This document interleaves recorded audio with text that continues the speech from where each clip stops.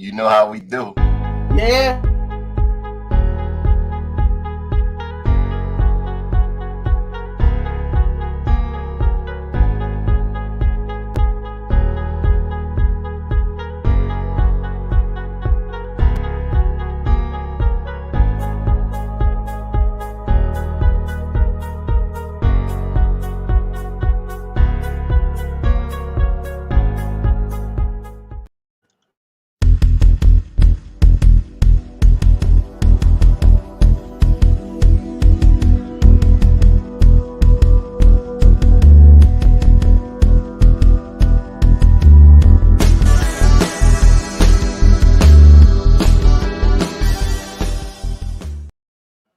All right, ladies and gentlemen, you know if I got this helmet and stuff on right here, what is about to happen, all right? Because what it is that somebody done blessed me with something beautiful. You feel me? You feel me? Something I've been looking for, and this is pretty much a hint of what it's going to be. You know? Oh shit, the major blood, yeah.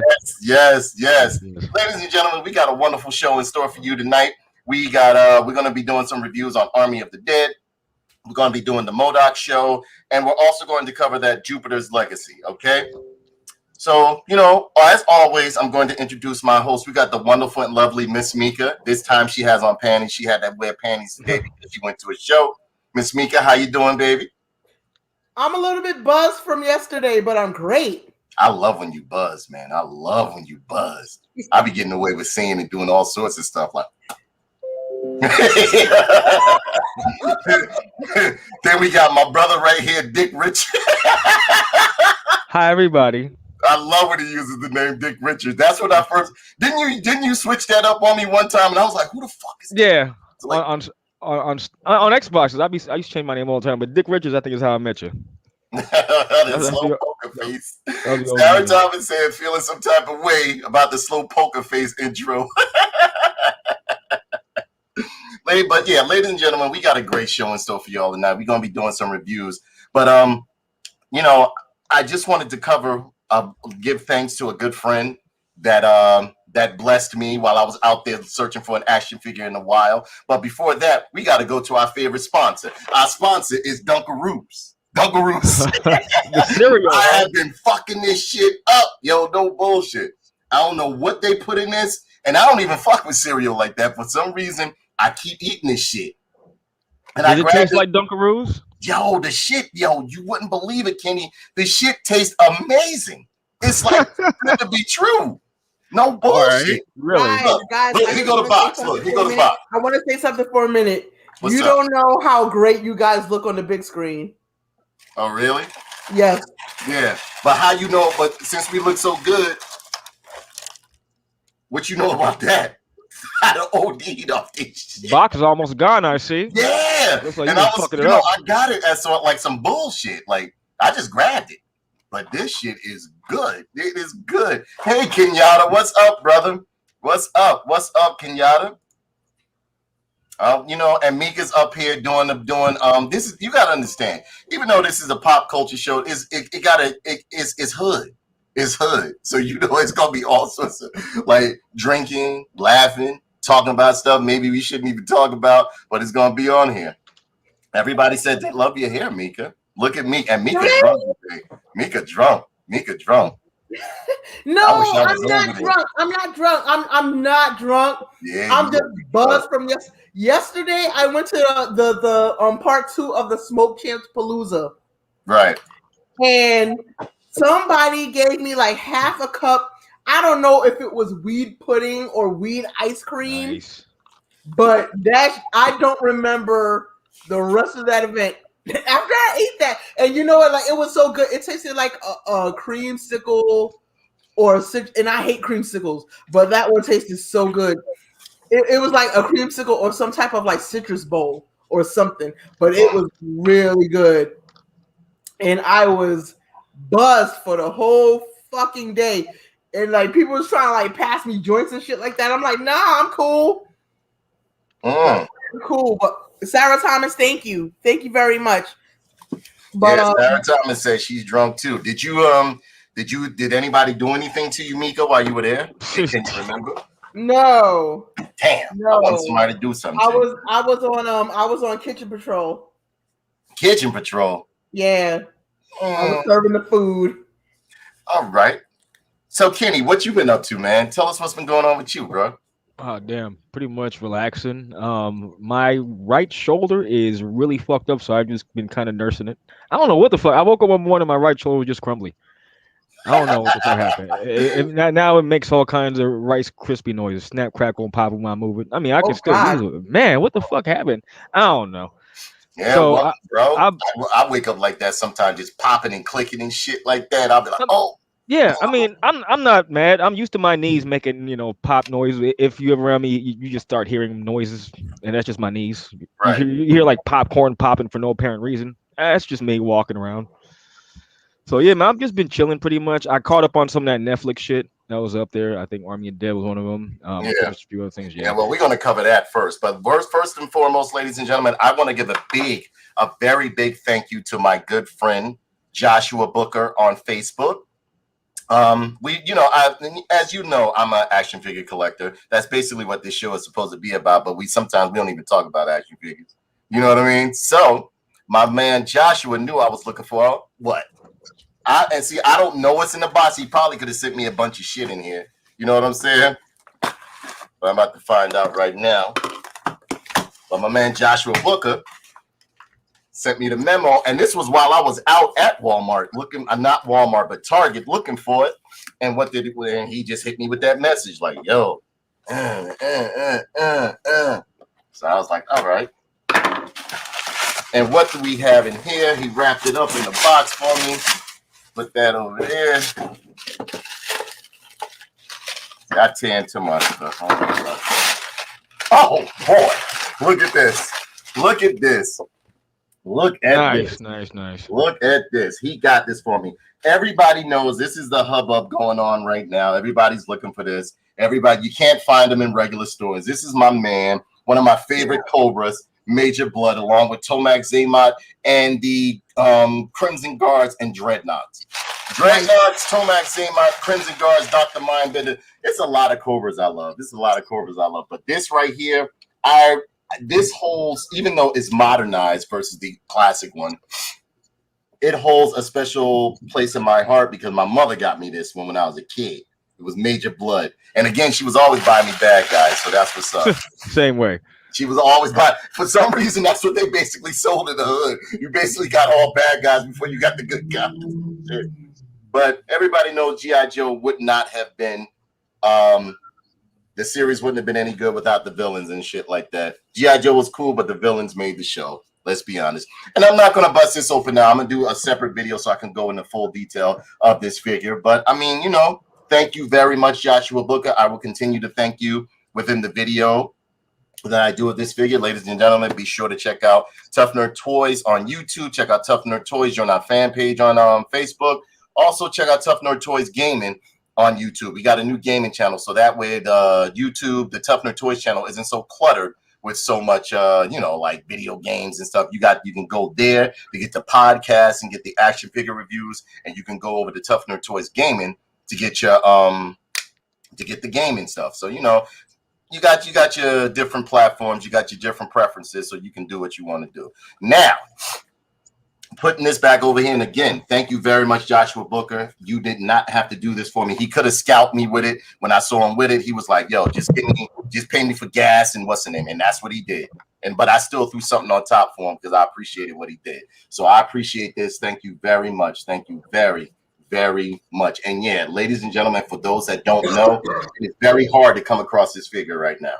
Very hard. That's going for primo prices right now. Yeah, it's going for, like, at one time it was up there for $2,000. Even now it's going for like $200, $300, $80, $100. Nothing close to its retail price. So thank you again, Joshua Booker. I hope you're watching this. Thank you again. Ladies and gentlemen, we have a wonderful show in store for you today. We are going to go into reviewing a few of these films right here. Now, I don't know about you guys, but I saw Army of the Dead, right?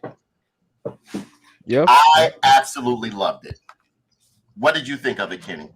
I thought it was good when you get to the shit that was going on, but I thought it was kind of slow to introduce shit. Some of the pacing was a little bit off, and I'm not a big fan of having a lot of shit being extra blurry. Because there were scenes where that depth of field blurry shit Yeah, was just way too much. Where that's all you see was a blurry background, or even the foreground would just be straight. One of the scenes was just the straight foreground itself was just blurry. Like damn, what they couldn't focus the damn camera. I get it, it was stylistic or whatever, or maybe they're using it to hide certain things. Because one of them was like a replace like whatever her name was, that was the helicopter pilot. She yeah. was like a last minute replacement, so they filmed her offset. I read. So and then you can even tell when they introduce her, she looks like she's not part of that scene at all. She's like a cutout. Like she's moving around in the background, looks like it's moving in different directions and shit. Well, I felt as though it was kind of like a grindhouse feel, and the way I think he wanted you to look at it like that. But I didn't get much blur on mine. Were you watching yours on a very high res? Yeah, I got a pricey ass TV, and my shit goes like 8K, man. It's the depth of field, because even in games I play, I turn that shit on and off because I like the way it looks sometimes when I take pictures. Right. You know, you get the really focus front, and you get the shit in the background. I don't know, man. I have my TV in certain modes. I was watching it on my PC, and it was set to my game mode, where I have certain settings to make the games look really pretty. So that might have been what made it look like that. So maybe after rewatch it on like regular Netflix's, the way my PC set up, because I have a 3090, it tends to enhance all kinds of fucking shit that I'm watching. So maybe that kind of fucked with what it was. Yeah, because I didn't catch any of that motion blur on mine. But see, if you had that, if you were playing it on PC, basically like a PC monitor and stuff like that, yeah, you're gonna get all of that stuff. See, I'm on a TV though. I got my PC hooked up to like a big ass 65-inch TV. Right. So okay. I'm just assuming it's my graphic card, my thing just overly upgrading the damn thing. Right. Yeah, because I didn't catch any of that. Because I watched it twice. I actually really enjoyed it. For one, Mika, did you happen to see Army of the Dead? I sure have. All right, give us your take on it. I like to be the last one to get my opinion. Loved it. It kind of reminds me of like something like Dawn of the Dead meets Ocean's 11. Yes, or something like that. Yes, like that's what it reminds me of. I like the storyline. The storyline was really good. But that's what it so reminds me of Dawn of the Dead. Watching it. That's all I gotta say about that. Okay, well, on my end over here, let me share this with you guys. You know, I like to go to IMDb so that you guys can't say like, "Oh, you just making up your own shit." No, I'm not making up my own shit. Yeah, they like to say that. Yeah, of course. But as a whole, I think the film was absolutely. I enjoyed it. Because for one, see, first off, I'm not a big fan of like, how can I say, not so much thinking zombies, but like zombies that are able to use guns and weapons and all that other stuff. But this pretty much gave reason as to why they were. What I try to explain to people is that it was like those were zombies, and I said no. You got to look at it like this. Patient Zero is a mutant, a genetic freak that is out there making grunt zombies out of the ones that they just consider just whatever. But certain people pick to be Omegas along with himself. If he bites them, they become Omegas. But the other ones, like the other zombies that bite other people, they're just like, they're so. And when you look at it, it's pretty much like a good ecosystem of defense. Where like you got the shamblers walking around out there to just pretty much swarm people, and then you got the ones that he considers Omegas, or people that he would consider, like top tier or like physical. Because if you watch the film, the people that were physically fit or like slim and well built or whatever, those are the ones he turned into zombies and like or Omegas. Whereas they're like fat people and people that were just old or whatever the case may be, they were just turned into like. I know. There was one part. This is where they use like the guy as a sacrifice for a safe passage. Yeah. From the zombies.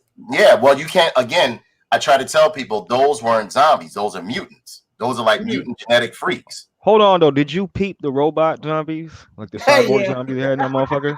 The what?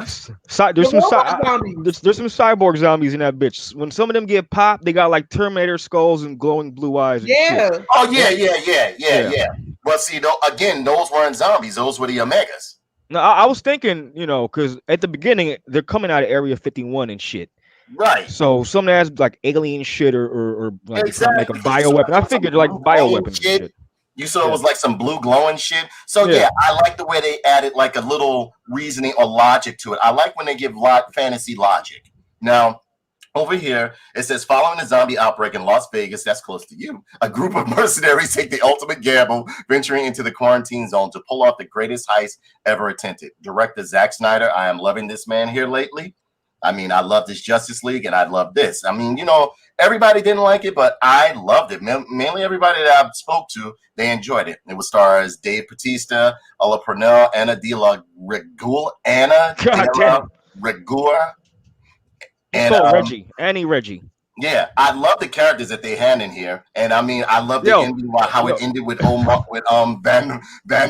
But did you peep that that little that one Mexican girl that was Dave Bautista's girlfriend? She's like the Mexican girl that dies in every zombie. Yeah, she does. Sci-fi. She dies in everything, Yeah, every film that I've seen her in, she gets it. Yeah, man. I remember, what was that TV series with the outbreak, The Strain? She gets it in that. Yep. I think she lives in fucking in one of them. No, in that Altered Carbon. I think she lived in that, but that was like it. That bitch just dies everywhere. Yeah. But I did love. I mean, I love Tig Notaro in there. I love the character that she portrayed. I loved That was supposed to be. That was supposed to be what's his name? No, there was like a rapey comedian. What's his name? Chris Diella. Yeah. He was supposed to be there, and they took him out for reasons. Really? Yeah, I read about that. Yeah, that's why she was in there, and some of her scenes look like she's kind of edited in because she really was. Right. They kicked kind of dude off because he had like a scandal going on where I guess he was texting underage girls or whatever. Yeah. Yeah, you starting to see that stuff. I love how they're catching these fucking losers and freaks. So I love how they're catching them. But yeah, Dave Bautista, I think everybody played their role well in this film. And again, like Mika said, I enjoyed the fact that it was like an Ocean's 11 meets Dawn of the Dead. Mm-hmm. I love the death scenes in it. Now the tiger, now the tiger. He didn't do enough to me. He didn't do enough. Yeah, that tiger, like it was one part, the tiger just ran with them and just laid down, which is how cats will do sometimes. Cats will do that shit. Believe me when I tell you. That was some shit. I expected him to be like a fucking war monster, just right. Just running through pretty much like their pet. They just run them up throughout the Badlands or the wasteland and shit. But I mean, like Theo Rossi, he played a good scumbag character. Dave Bautista played a good hero, whatever. I loved Omari Hardwick's character because he was pretty much like the how can I say? He was pretty much like the badass of the film in certain aspects. You know what I mean? Which one was he? He was Vandero. The guy with the saw? Yeah, the guy with the saw. Okay, yeah. Kate Ward, nah. Lily the guy, nah. You know what I'm saying? I even like what's his name? Dieter. Yeah, Dieter. Yeah. I enjoyed him as well too. I loved everybody that was in this film. I really did. I love the fact that and not to kill it for anybody, it had a dark, morbid end, which is with most of Zack Snyder's films. Like, because didn't he do Dawn of the Dead, the remake? In the mall? Yeah. Yeah, he did that one. I liked that. That was a great movie. Yes, exactly. That one with Ving Rhames and all of them. Yeah, that was a good one. Yes. And what I liked, not to get off topic of it, but if you ever saw Dawn of the Dead, the director's cut, there was extra footage at the end to where you saw like all of them died. All of them died because you saw Ving Rhames get bit, and he was. I remember that. I saw it. Yeah. Yeah, he was walking holding his arm and bleeding from the mouth and shit like that. And Dawn of the Dead, you could tell that all of them died. Yeah, but no, watch the director's cut. There's more footage. Like you actually see like when they're showing the end credits, they got off on a boat and everything. Longer. Right? You actually see like certain ones that got turned into zombies and stuff like that. Because you saw like two of them sitting in like a little, I think the couple kind of like the boy and the girl, like the teenage guy and the girl, they were kind of like kissing each other because they knew they were about to get it. You know what I'm saying? Then you saw Ving Rhames walking and holding his arm and shit and stuff like that, bleeding at the mouth. It was good, man. I enjoyed this though. I totally enjoyed this. You didn't think the pacing was a little slow at the beginning, though, man? That was my main gripe. Was like, damn, slow, man. But I did love that intro. That intro was nice. It was nice. It was, but they didn't have to do the Suicide Squad. This guy, here he is, and here's this guy and he does. Man, just show them all and we introduce like Predator was the best way I thought introduced the team. The first one, True. there they are. That's what they do. You don't need to fucking give everyone a mini comic book and shit. I totally enjoyed this. I would say this is a good watch, and they gave it a 6.1 out of 10. I think it deserves more than that, but I mean, I never go off of IMDb ratings. I basically go there for the information on the characters and basically, the director, the writer, so on and so forth. But I mean, I think to me, I hadn't seen a good zombie film like that in quite a while, because again, it's not too much they can do with zombie films now, but I do love a good zombie busting film. I love the gore. The gore was decent. The gore was decent. I mean, what else? There was decent. And again, as Kenny stated, the pacing was a bit slow, especially given that wonderful intro. Think about it. That intro was great. I think it was great. I love the way they showed the missiles being launched into crowds of zombies, and it was complete chaos and anarchy. You saw a cop, these guys were trying to come to the cop for help. She shot all 3 of them in the head. You could tell they were bachelors or whatever the case may be. It was just, I love when they show chaos. Like in the first Dawn of the Dead film with Zack Snyder, when they just touched down on the city, on the town, and you just saw complete chaos. Motherfuckers getting ran over, people getting snatched up, bitten and eaten and shit like that. Neighbors that was just watering their lawn, getting their head whacked off and them pulling each other and shit like that. What I thought they were going to do was do a Bud the Zombie thing, especially when they grabbed the character Burt Cummings, played by Theo Rossi. You remember in Day of the Dead that when they pulled the guy apart and he was like, suck on it. No, he told him to choke on it. Yeah, choke on it. Yeah. And they just literally just obliterated its ass, pulled him apart. You remember that, right, Kenny? Yeah. Didn't say suck on it. I was he was suck on it and choke on it and some shit like that while they were killing him and pulling him apart and shit like that. He was a real dickhead, and I thought they were gonna pay homage to that film with kind of with the zombies that were pulled like that had grabbed Theo Rossi up. But it was good. I did think the aspect of the queen being pregnant was a little bit weird, but at the same token, they're mutants. The first, the Omegas are mutants. The stuff that they leave on the outside, those are zombies. But the Omegas, they're mutants. They're whatever the fuck they were transporting. You know what I mean? So, I mean, as a whole, I think this film was great. I mean, I enjoyed it. I watched it twice. I had fun watching it. I love the character. I especially love the Spanish guy in there. Like I said before, the characters that were in there, Raul Castillo, Mikey Guzman, who played a YouTuber who was out there murdering zombies and shit that. Cool. I like when he used that hand cannon and shot the motherfuckers all in sequence and shit. I thought it was great. I kind of wanted to just slap his daughter the whole damn movie, you stupid ass bitch.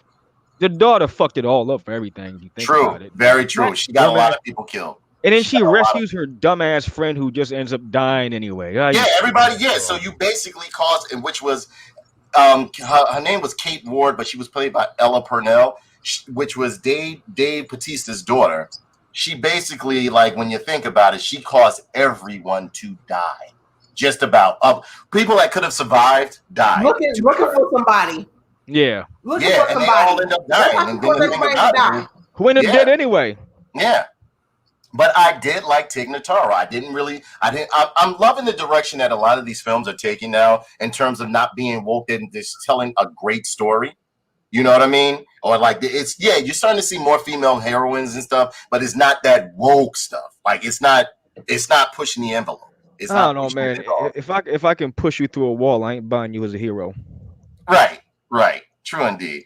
And the guy who played, what was his name? The one who played the dickhead. He was the chaperone for them. Martin. I thought the chaperone. I thought he was what's his name, man, from fucking Tim and Eric's awesome show and fucking Step Brothers. That was. You know what I'm talking about? I thought that was Tim Heidecker. Yeah, because it was in his face, man. I was Tim and Eric, awesome show. I love that show. Not to get off topic, I Yeah. loved him in there. But yeah, Martin did a great job. The tiger ate him up. Tiger tore his ass up, man. I wish we could have saw more detail of Tiger eating Right, because you really didn't see right. that much. You just saw him Right. kind of bite down. Now I want to see him Right. like maybe rip a damn limb off or just tear him up. Because animals eat you from the asshole first. Yes, just to they get do. at They your go for organs the and guts. softest spots. They go Yeah. for the softest spots. They'll eat your ass, your fucking eyes and shit like that. They don't. They don't crunch. But then again, it's a zombie mutant, whatever the fuck it is. That's true. That's true. You know what I'm saying? They even gave it a damn name. Wasn't he like called Valentine or some shit? Yeah, Valentine. Yep. Motherfucker was like Siegfried and Roy's tiger. Yep. I like how they made the reference right there. I like how they made the reference. Again, ladies and gentlemen, out of nerd pins, I mean, I don't know. What would you give it, Mika? Out of 5 nerd pins, how many would you give it? 5 nerd pins, I give it 4.5. Okay. Kenny, how many would you give it? Solid 4. Solid 4. Me myself, I'll give it a 4.5 too. So, unanimous vote. 4.5 on the what do you call that? Nerd Army pins. of the Dead. Yeah. Yeah. On Day of the Army of the Dead. Yep. So I mean, ladies and gentlemen, I really enjoyed it. I thought it was great. Oh yeah, we got some comments over here. All right. Wow. Okay. Somebody says you drink cool. Yeah, Mika is getting tore the fuck up over here today. Yes, I am. She been tore up for 2 days, bro. She been tore up for 2 days. Jeffrey, yeah, 2 days. I was high the first day. Now I'm drunk the second day. Oh man, drink Mika. Go ahead, Mika. Go ahead. Slur that shit out. I'm waiting to smoke with Kenny. Damn. Jeffrey Cummins says, I'm drinking, but I'm not drunk. That's good. That's cool. Yeah. Sarah Thomas says he wanted soldiers. True indeed. She says she liked the tiger. She said he played with his prey. That's true. He did play with his prey when you think about it, because he was like ragging shit like a pit bull and shit like that. Yo, didn't they have a zombie horse, if I remember correctly? Like motherfucker riding a zombie horse too? I didn't like the zombie horse. The zombie horse looked a little like meh. Damn, she drinking a whole fucking bottle. Probably. All right, my niece over here, Ali O'Malley, says, did you watch the Making of Army of the Dead episode on Netflix? No, I did not. They definitely have a Making of the Army of the Dead special on Netflix. And I definitely have to watch that. I have to watch it. I have to definitely watch that. She said, laughing out loud, his ass ran 10 feet and laid down. Yeah, exactly. Cats, I'm telling you, cats do shit like that. Like they'll be playing, or you'll have them all excited. They'll just stop and just lay the fuck down and go into sleep mode.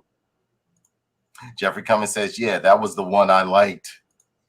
Rest of them were garbage, but I like the remake of Dawn of the Dead. Absolutely. I love Dawn of the Dead. Did you know so? I enjoyed that too. Y'all know it looked like Batista guy's face stabbed at with Botox. Like, damn. Something didn't look right about his face. God, he looked like an Eskimo. Like, God, how's motherfucker turned into an Eskimo all of a sudden? Straight Inuit in this motherfucker. You notice that too, right? Like, shit. Yeah, because he didn't look like that in Hotel Artemis. I don't know what was going on with him in there. I don't know. He looked weird. Like, I thought I was the only one. Like, his eyes were just like slits. Like, they were like extra Eskimo, man. Like, what the fuck? Yeah, like they were new Honda eyes or some shit like that. Yeah, man. Man was turning Chinese all of a sudden, man. What the fuck? Y'all are horrible. Nah, look at him. I'm telling you, look at him at any other movie, anything else, Guardians of the Galaxy, whatever straight to video shit he's been on for the past years, and then look at this shit here. This man's face got something happened. Like someone took syringes of Botox and just took 2 in each hand, just did the shit to the side of his face, and his cheeks swelled up and shut his eyes to slits for real. It's funny. He looks like one of my squirrels I feed when you feed them and they kind of squint their eyes and they're all happy. Right. Like I thought, so it wasn't just me. I didn't want to say anything. I was like, his face looked a little weird. Like I don't know what was going on with him. Yeah, his face has become a guardian of the galaxy itself. Yeah, it looked a little weird, but he beefed up for the film. You could tell. You know what I'm saying? He looked good. You know what I'm saying? Everything was going on right with him. Just don't inject the steroids in your face maybe next time. I don't know, but that face did look weird, man. I was like, okay. It just looked extra And it seemed like it protruded towards the camera, like for some reason. His face was in 3D. You say? Yeah, like, Motherfucker's face was in IMAX. but yeah, Damn. I definitely enjoyed that film. I would say definitely, ladies and gentlemen, check that film out. You will enjoy. If you're a fan of zombie films, if you want something like a good popcorn movie for the day, myself, everyone like from the games I play knows I'm a fan of zombie films or zombies, period. I could play killing zombies and watch zombies all day long. I love zombie films. And ladies and gentlemen, if you have some suggestions some suggestions out there for some good zombie films, let me know. Let me know. Now, next up, we are going to cover what I decided to watch. And honestly, I'm liking that as I stated before, I'm liking the direction that a lot of these films and shows are taking. They're no longer being woke, and they're actually funny. Marvel's M.O.D.O.K is actually funny as fuck, bro. Is it? It is funny. I don't know, man. Marvel kind of. It's not for kids. It's not for kids at all. Don't give this to your kids to watch. It's like Adult Swim on crack, but better. I mean, but how's the tone? Because Marvel got me, you know. Like, nah, they done burnt the bridge with me. Like, I don't want nothing to do with that company. This, Kenny, trust me when I tell you, give it a chance. I watched at least like 6 episodes thus far, and it is absolutely fucking hilarious. I also Man, what is it on? Like what's the show like on? Hulu. It's on Hulu. It's on Hulu. It's on Hulu? Yes, it's on Hulu. Okay. I don't know why it's not, and being that it's Marvel's, I guess, you know, they're licensing stuff out, you know what I'm saying? But I thought it would possibly be on Disney Plus. Maybe it might be on Disney Plus. You never know, because it is their brand. You got I don't know. Maybe they're trying to keep Disney Plus like kind of like family oriented, and they just gave Marvel. That's why. That's why. Yep. Because there's a lot of profanity in here. There's a lot of violence in here. It is messed up, but it's absolutely hilarious. Now it says, how woke is it? Huh? How woke is it? I haven't seen any woke stuff in it yet. Does he get emasculated? Does any woman, you know, become the stronger, you know, like I'm the girl and you're the guy and I'm stronger? Well, you know, in the comic book, Monica is always you know, his partner / protege / frenemy, Monica, even in the comic book, she's always trying to like outdo him, or like, you know, she helps him to do him dirty.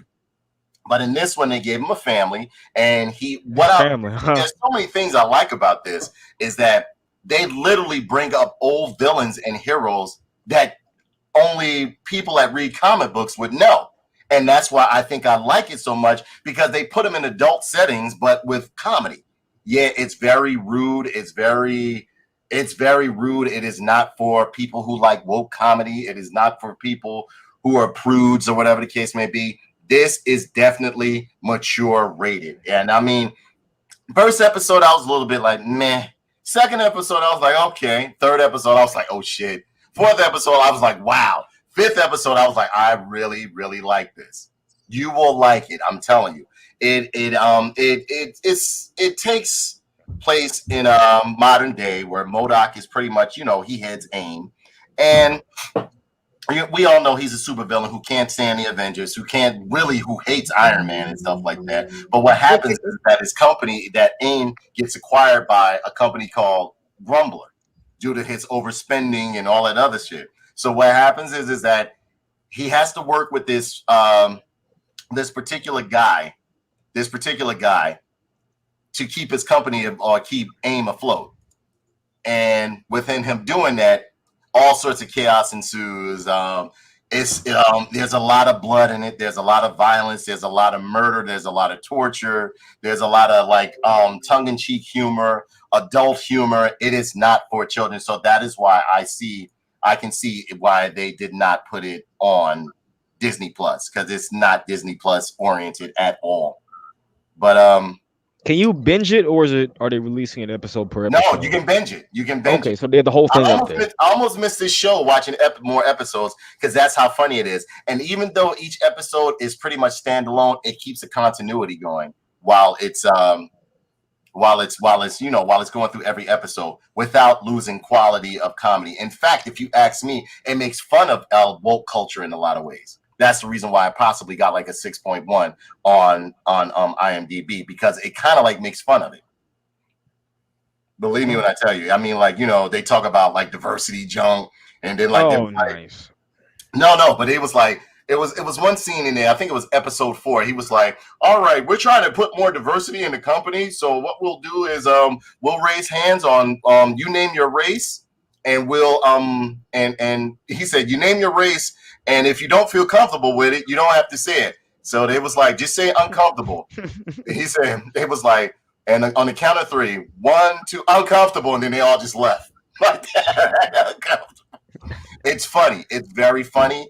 It has there's one part where, and again, I would like to show you guys a trailer, but I can no longer show trailers because they dinged my one video right here. And again, they might ding me. I don't know if they'll do it if I leave that up there to play. It talks about vagina, it talks about penis, sex. He gets to do, his wife divorces him. He ends up living in an apartment, but he still hits aim and stuff like that.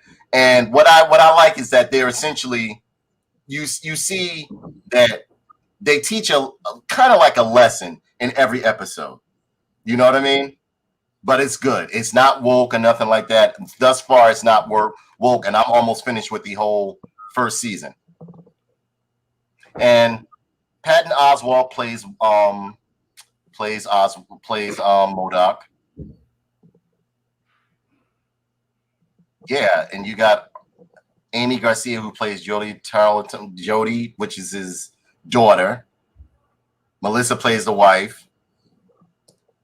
Ben Schwartz plays the son. And yeah, Schwartz is just like his son is like how can I put it? The wife is Spanish, but the son is Jewish. It's funny. It's funny. It's funny. Yes, you gotta watch it. You gotta watch it. And John Hamm plays Iron Man, and Iron Man is just always just like he was like, so what do you want? Because at one point he wants to get Iron Man so bad, and things start going so bad in his life and stuff like that, M.O.D.O.K's life, and he just comes to a vision. Hold on. He goes, Please tell me that the Spanish wife has a stereotypical Spanish accent, and no, she doesn't. And the Jewish kid, does a Jewish kid have a stereotypical? Yes. Thank God. Yes. You got to give them their accents. Fantastic. Yes. That's what makes it. That's what I'm saying. That's Thank God the stereotype. It's like they make fun of the woke culture that's out here. I think it's absolutely hilarious. John Hamm plays Iron Man. Now, Iron Man is just always getting a one-up on M.O.D.O.K. Always getting a one-up. And M.O.D.O.K. just got so fed up one time, he got his ass whooped by Monica, which is pretty much like, anybody that knows Marvel Comics knows that Monica pretty much works with AIM, or she's at AIM headquarters and stuff like that. She deals in genetics and shit like that. And M.O.D.O.K. deals in, like advanced bionics and all that other shit. They pretty much work together, but they hate each other. You know what I mean? So they get into a fight. He gets his ass whooped and shit. And he was like, I just want to destroy Iron Man. So he goes to Avengers Tower with his eye all busted and broken and stuff like that. You know what I'm saying? He got a black eye, busted nose and everything. He just started throwing rocks at Avengers Tower, right? He was like, open the door, you asshole. He said, Iron Man, bring your ass out here. So Iron Man, you hear like a whole bunch of partying going on in the background. Iron Man was like, what are you doing? Like, what are you doing? Like that, right? And he was like, we're back here having a party, man. He's like, come tomorrow or something like that. Like, like Iron Man is very dismissive. Yeah, Iron Man be just straight dissing him. Like, he was like, come on, man. He said, we got stuff to do right now. We're having a party. We're having a celebration. We just did this, that, and the other. He said, come back tomorrow. He was like, what did he call him? There's a party going on. What do you want? Shoot. Yeah, he was like, so M.O.D.O.K. is back out there crying. He was like, I hate you, Iron Man. You wet bitch. He said, you wet bitch. He said, what the fuck? He said, what is a wet bitch? He said, you, and he sprays water on him, right? It's funny. It's funny. You gotta watch it. I'm telling you, it's funny. I would definitely suggest. My question is, how is this character planning to defeat Iron Man when he can shoot out the way all the time? Yeah, that's what I'm saying. And you know what I like is that he only thinks of himself. He only believes that what he wants matter. He ends up shooting off there, like maining one of the characters, which becomes a main character in the series. which becomes a main character in the series of one of these AIM soldiers. He throws a fit and blows off the AIM soldier's arm, and throughout the whole series, this AIM soldier is keeping his arm in the freezer, asking M.O.D.O.K to put it back on for him, right? And M.O.D.O.K's like, look, don't bother me with your problems or your personal life. Now, mind you, he the one who shot off his arm and shit. You know what I'm saying? So I think it's a great show. It has potential. I haven't seen any woke moments in it. It just keeps getting, every episode got better and better. And there's one that was very, very good. Very good. And I'm not going to kill it for you guys, but it's pretty much when like the leader, Mrs. Sinister, and I forgot who else. It was the leader and Mrs. Sinister. He wanted to go into a club, right? And only the high-end villains, the ones are invited into the club. And so he couldn't get in there, so he had to go to the place called the Bar with No Name. And anybody knows it really exists in the Marvel Universe. So all the people who go to the Bar with No Name are all like the B and Z-list villains and shit like that. What he does is he gets them together to try to go and invade Avengers headquarters. And from there, it turns into a whole debacle and stuff like that. You see a lot of inappropriate, like fucking like messed up jokes that are going on and stuff like that. They make fun of the woman because they say she got a little bit too much testosterone, all sorts of stuff. All sorts of stuff. I'm telling you, it's hilarious. It's hilarious. It's definitely a show not for woke people. You know what I'm saying? But for people who love dark comedy or like how can I say? Not dark comedy, but morbid comedy. You'll definitely love this. You'll love it. Yeah, hold on. Jeffrey Cummings, you're right.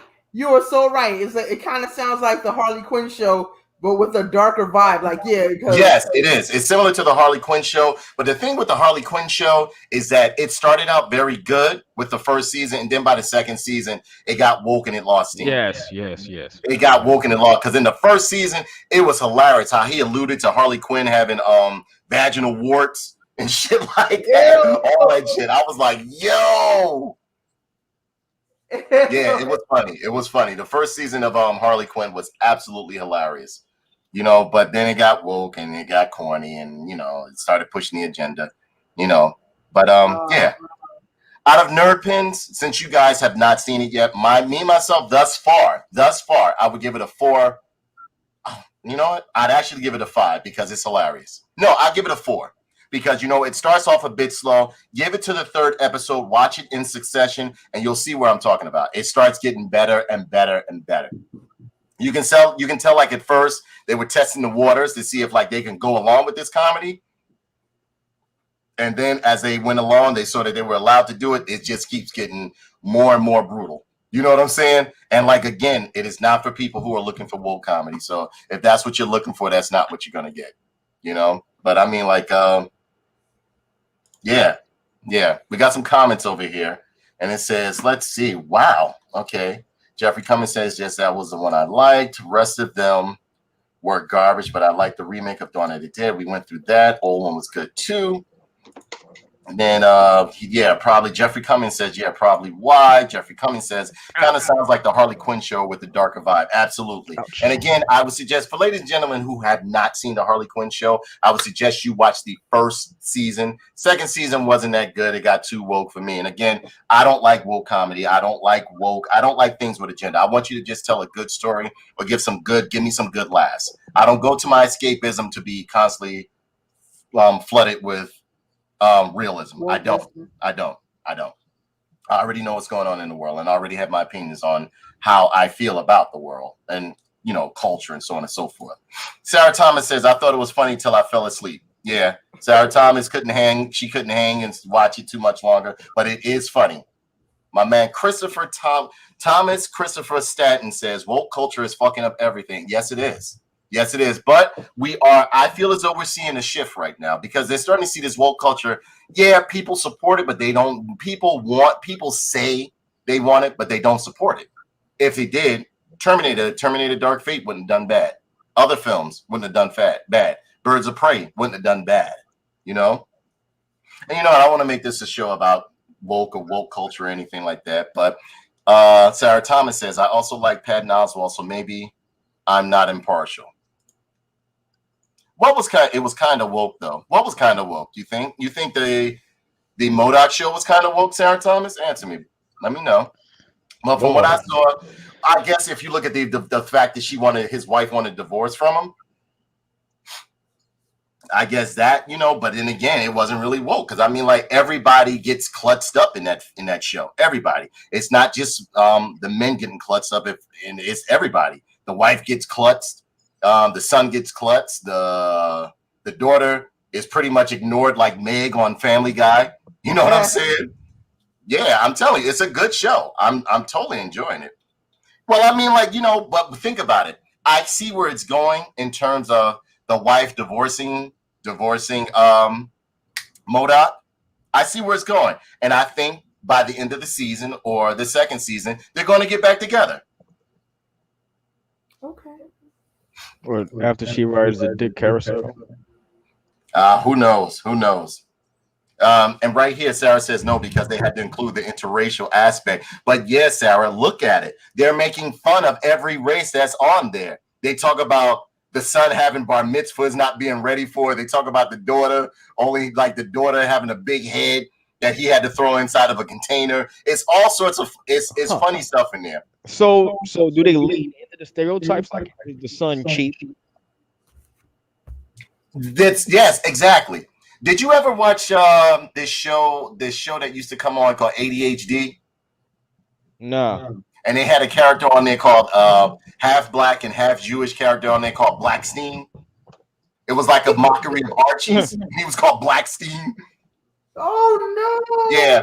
What was that called? Sarah knows the name of it. It was called High School something. And if you look at it, it's funny as hell. And then it's another show that's making a parody of like a lot of woke culture. You know what I mean? Which is like I like that they're doing this. I like that they can laugh at this stuff now. Because when you essentially look at it, exactly. Why would he give? Sarah Thomas says, why would he have a bar mitzvah when he's not born of a Jewish mother? You follow what I'm saying? It's hilarious. That's the part that I'm laughing at. It's just all over the place. It makes fun of everything.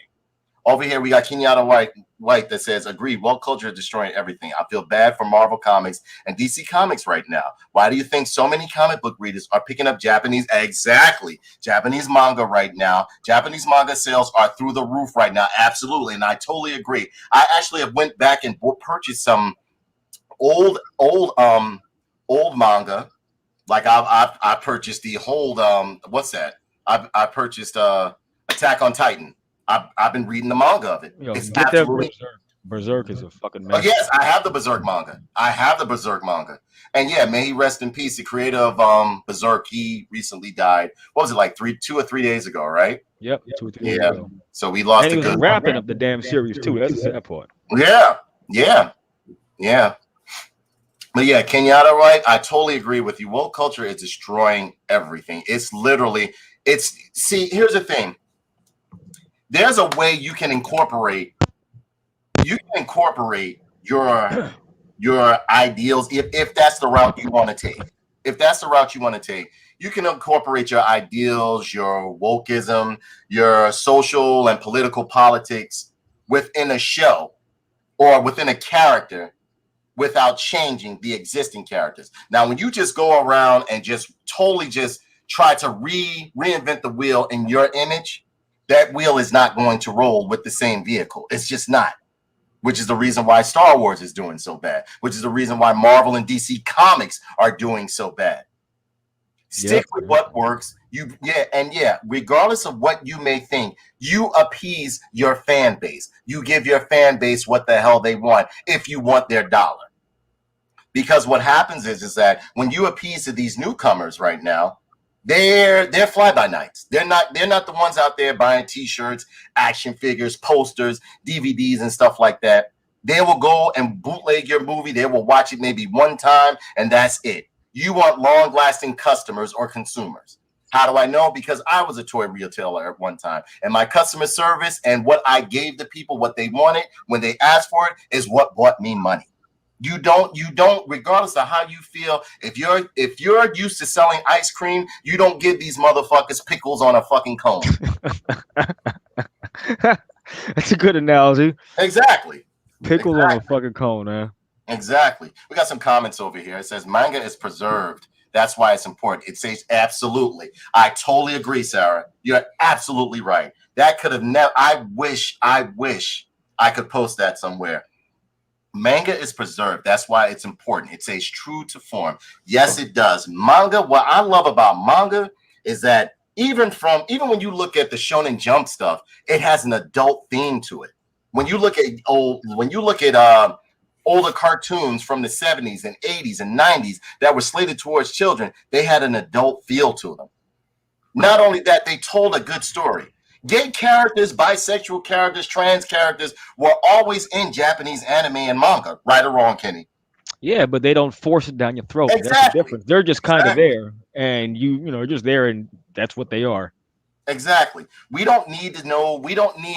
One thing about me, and with most people that follow sci-fi and pop culture, unless you're a weirdo or a freak that are into that shit, we don't need to know what type of sex you have. We don't need to know how you like to have sex. We need to know your sexual preference or anything like that. We want to see how well you can fight, what you stand for, what villain you are, what powers you have, whatever the case may be. We cannot care less of what sexual preference you have, what this is, that, and the other. We don't need to know all of that.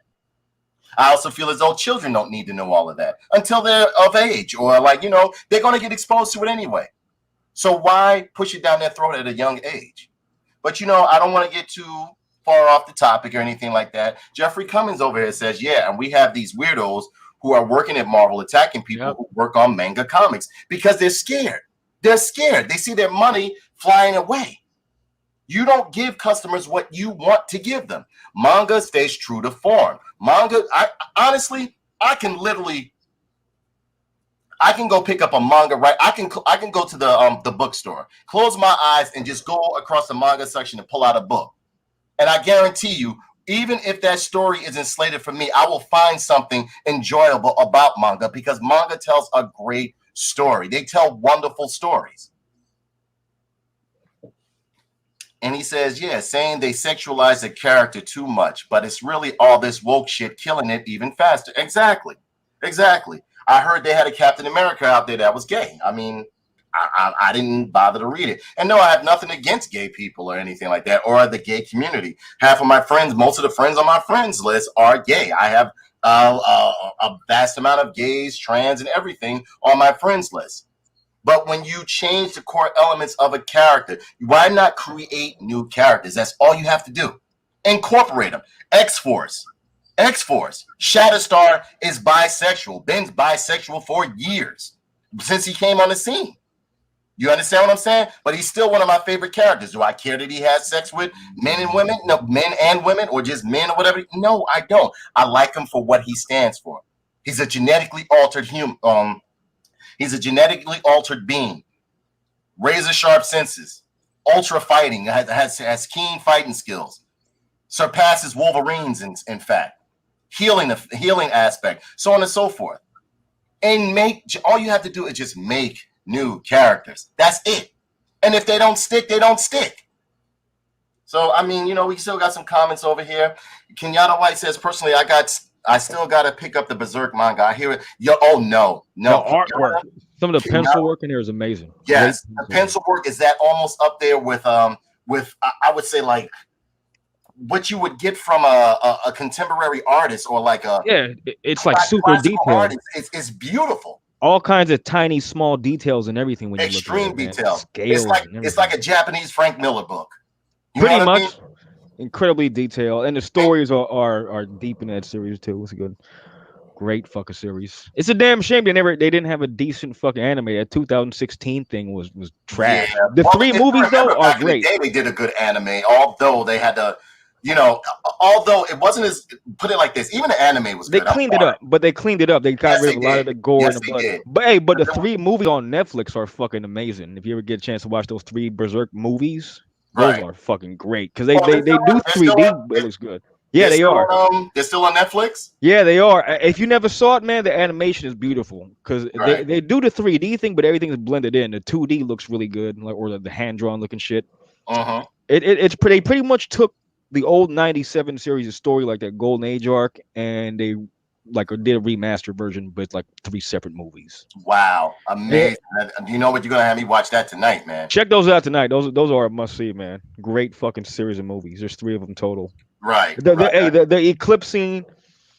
It's way more accurate to the manga than it was the 97 series. Because you remember how the manga was, that shit was brutal when they had the whole sacrifice and everyone just gets murdered. Yeah, man. That's the one I was talking about, bro. It gets crazy in the movies. The movies go into detail with it too.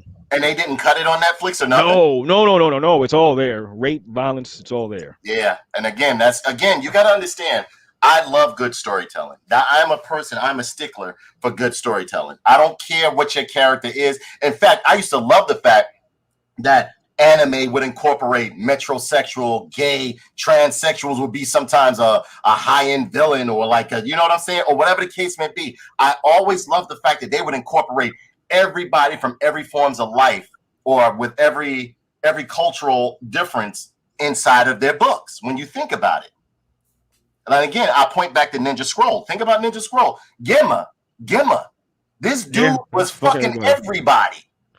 Everybody. And you didn't really find that out. You know, it wasn't like he was like, you saw this motherfucker was a badass. And the woman that let him know, was what's her name? One of the 8 devils. She's like, oh, I forgot to tell you. Gemma makes love to both men and women. Yeah, it was gunpowder. It was a gunpowder bitch. Yeah. Got jealous of this shit because the dude wasn't fucking her. Yeah. Hell of a series or story right there. Yeah. Over here, Jeffrey Cummins says, when a Deadpool manga is outselling any Marvel books, shows us that there is an issue. Absolutely. He's totally correct. He's absolutely correct. Thomas Christopher Stanton says, I hate that when companies can't decide on what to do with a character, they just up and make said character gay for no reason. There you go. Yo, they did the same to Wolverine. I can't look at the motherfucker the same no more, man. Wolverine takes it. When Wolverine, Cyclops, and Jean Grey went on that little outing type thing, like, come on. Make new characters. And again, like I stated before, Shatterstar is one of my best characters within X-Force, and he's bisexual. You follow what I'm saying? I love him. Love him to death. I always loved the fact that he had the 2 blades. He had the headgear on with the long ninja-type scarf hanging from him and stuff like that. To be honest, that's how you knew he was gay, because of the scarf, though. Shatterstar is one of my favorites, bro. I love Shatterstar. Oh, my God. The detail is the most important part. You can't do that without drawing. Absolutely. Jeffrey Cummins says, true. Kenyatta says, Gary Conway, the creative Power Girl, was complaining about the sexualization of the female characters, but Jerry created a version of Supergirl with a big boobs, the hypocritical old. Exactly. That guy's an asshole, dude. I kind of met him, and because he created Punisher, or partly created Punisher. Right. And I had him sign a Punisher fucking book, and he had this weird air, but he was all right. But I kind of tell he wasn't really digging on the Punisher that much no more, man. Like, damn, that's your character, really? Yeah, exactly. I love the Punisher. Yeah, because I actually had some. What the fuck? I had bought some goofy other comic book for a gag. It was like fucking Charles in Charge, the comic or some shit. I also had on me, and I joked, and he was actually more interested in signing the fucking Charles in Charge book for no damn reason. Which I should have him done. I think it was either Charles in Charge. Including me, Sarah. You asked me a question. Mika, I'm glad to see you. What do you think about the ruin of entertainment as we know it? Because essentially that's what's being talked about. Oh, there you go, Mika. You got the floor, baby. Well, understand she's drunk. She's still a little drunk too. You see her fanning herself, right?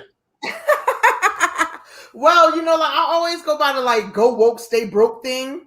Mm-hmm. So yeah, I do believe that woke culture is ruining entertainment as a whole. It's not just the comic books. It's movies. Absolutely, I agree. I think I love Saturday Night Live for a very long time, and ever since that it went woke, I would say not even 4. I would say 6 years ago. It just started going downhill, and it's not woke. Is not the way to go. It's if you want to include somebody that's either black or gay or anything like that, make an original story. Don't go by a character that's already known and say, okay, we're going to redo this character and make it black, or we're going to redo this character and make it gay. Like, that's like why you just can't stick to the script with the original character and make an original story for somebody that is either black, brown, or gay. Like, why you can't do that? It's so easy. Mika, keep going. I gotta go grab a book real quick. I want to show the people I want to show everyone this book I got. Keep going, baby. Keep going. Yeah, it's so easy. And yeah, Bernthal was a better Punisher. He was the best Punisher, as a matter of fact. But I wouldn't say best. I thought the best dude on Warzone, Ray Stevenson. That's still the best one to me.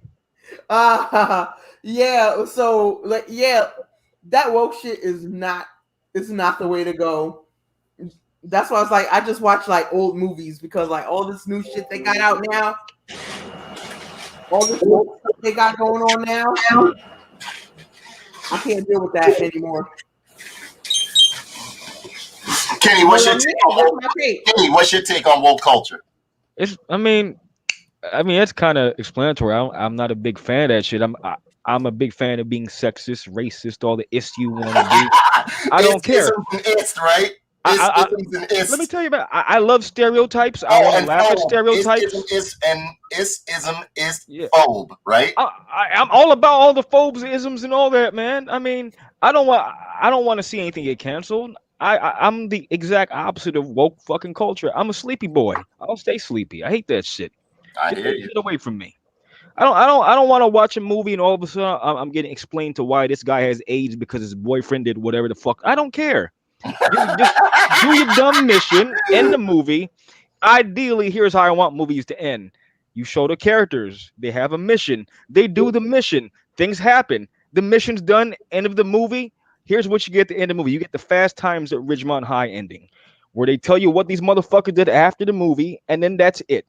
I don't need a bunch of juxtaposition and explanation and here's why this guy chopped off his dick and now she's the heroine of the. I don't care.